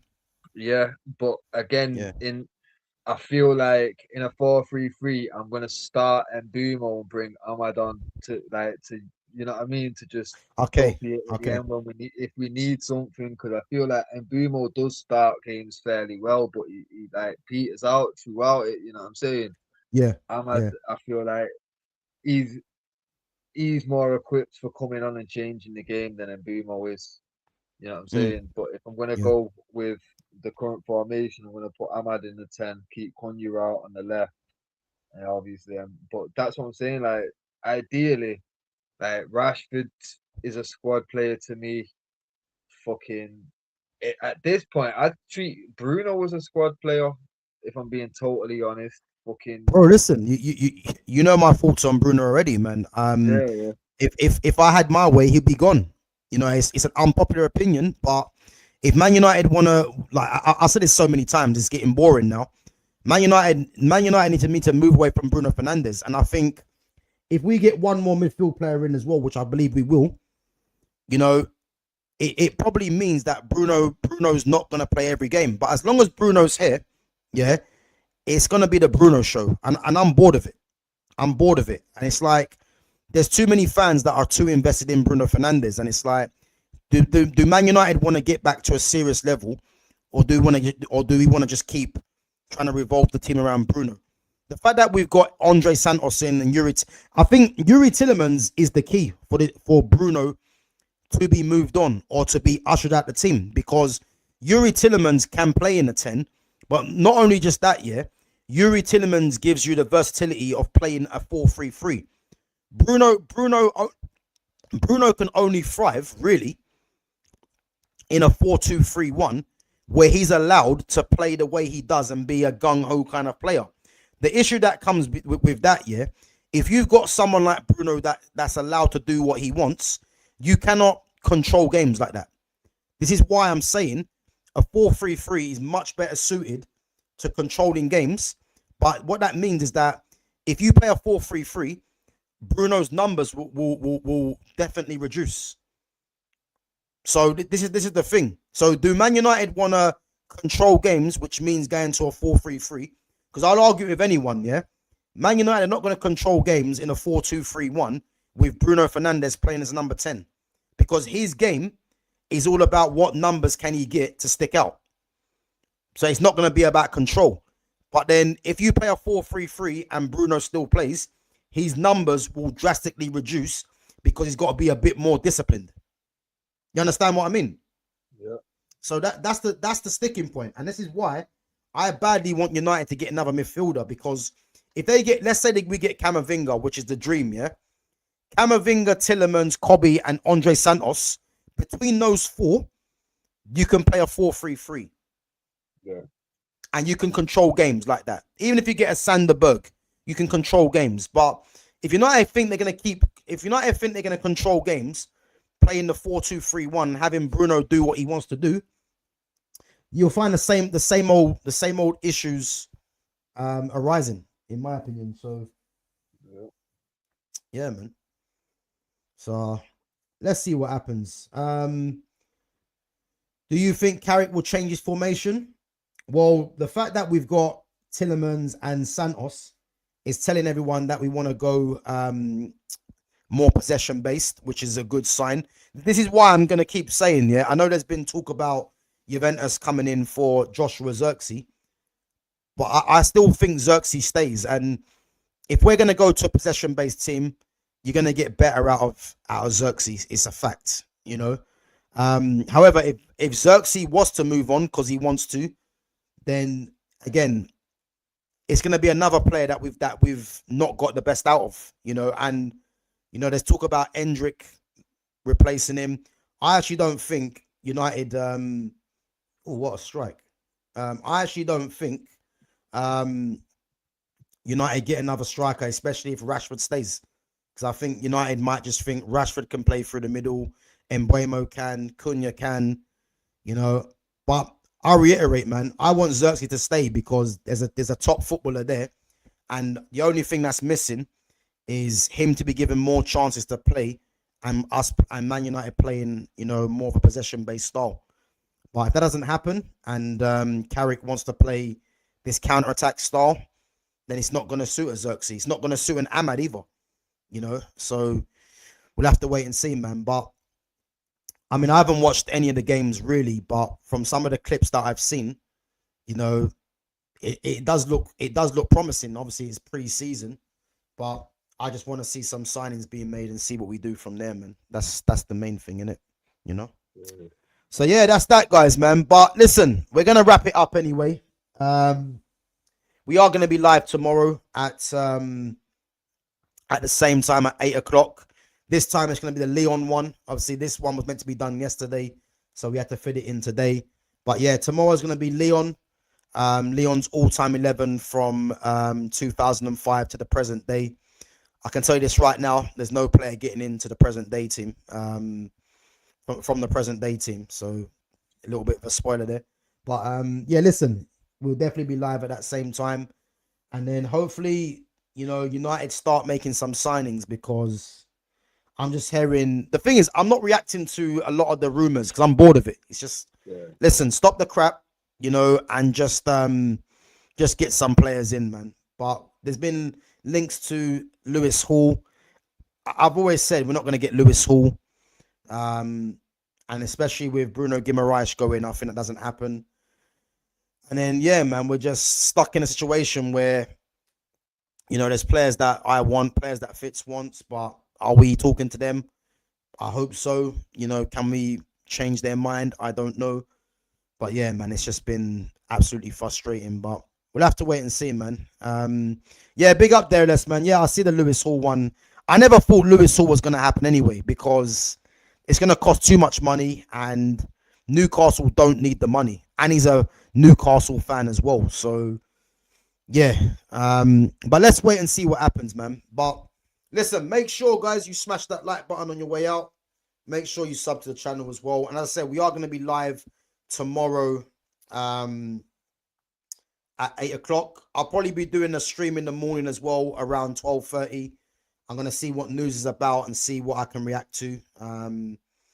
So yeah, I'll be live tomorrow. Might be a different scene, guys, though. I might be out and about. So I've got a new little gadget as well, man, that I want to test out. So yeah, listen, you guys might find this a bit interesting. So yeah, let's see what happens. But yeah, keep an eye out for that one. But Fitz, you got anything you want to plug, bro? No, just I'll get back here for 8 o'clock tomorrow for the Leon one, because I think that one's going to be a decent one. But I think we're going to bump heads a bit more on that one, looking at the list of players. Yeah, 100. I mean, I've got one guy in there that's not going to be debated. I mean, and you know who it is, bro. So we haven't even got to discuss it, because I think tomorrow I might surprise you, man. Just put his name in there straight away, because I don't give a damn what formation you play. He's in there. But you know exactly who it is. So there's no point talking. But yeah, guys, listen, make sure you're back here tomorrow for 8 p.m. And as I said, I'll be live probably earlier in the day as well. So yeah, hopefully see you guys there. And yeah, big up to all the mods as well. And yeah, hope you guys have a good rest of the evening. And yeah, big up to yourselves for coming on each and every time. And guys, as I said, make sure on your way out you smash that like button if you haven't done so already, and make sure you sub to Fitz. And make sure you follow Fitz, sorry, on his socials, which is in the description. Yeah, on this stream. But yeah, other than that, big up to yourselves each and every time. And yeah, we'll catch you guys tomorrow. Take it easy.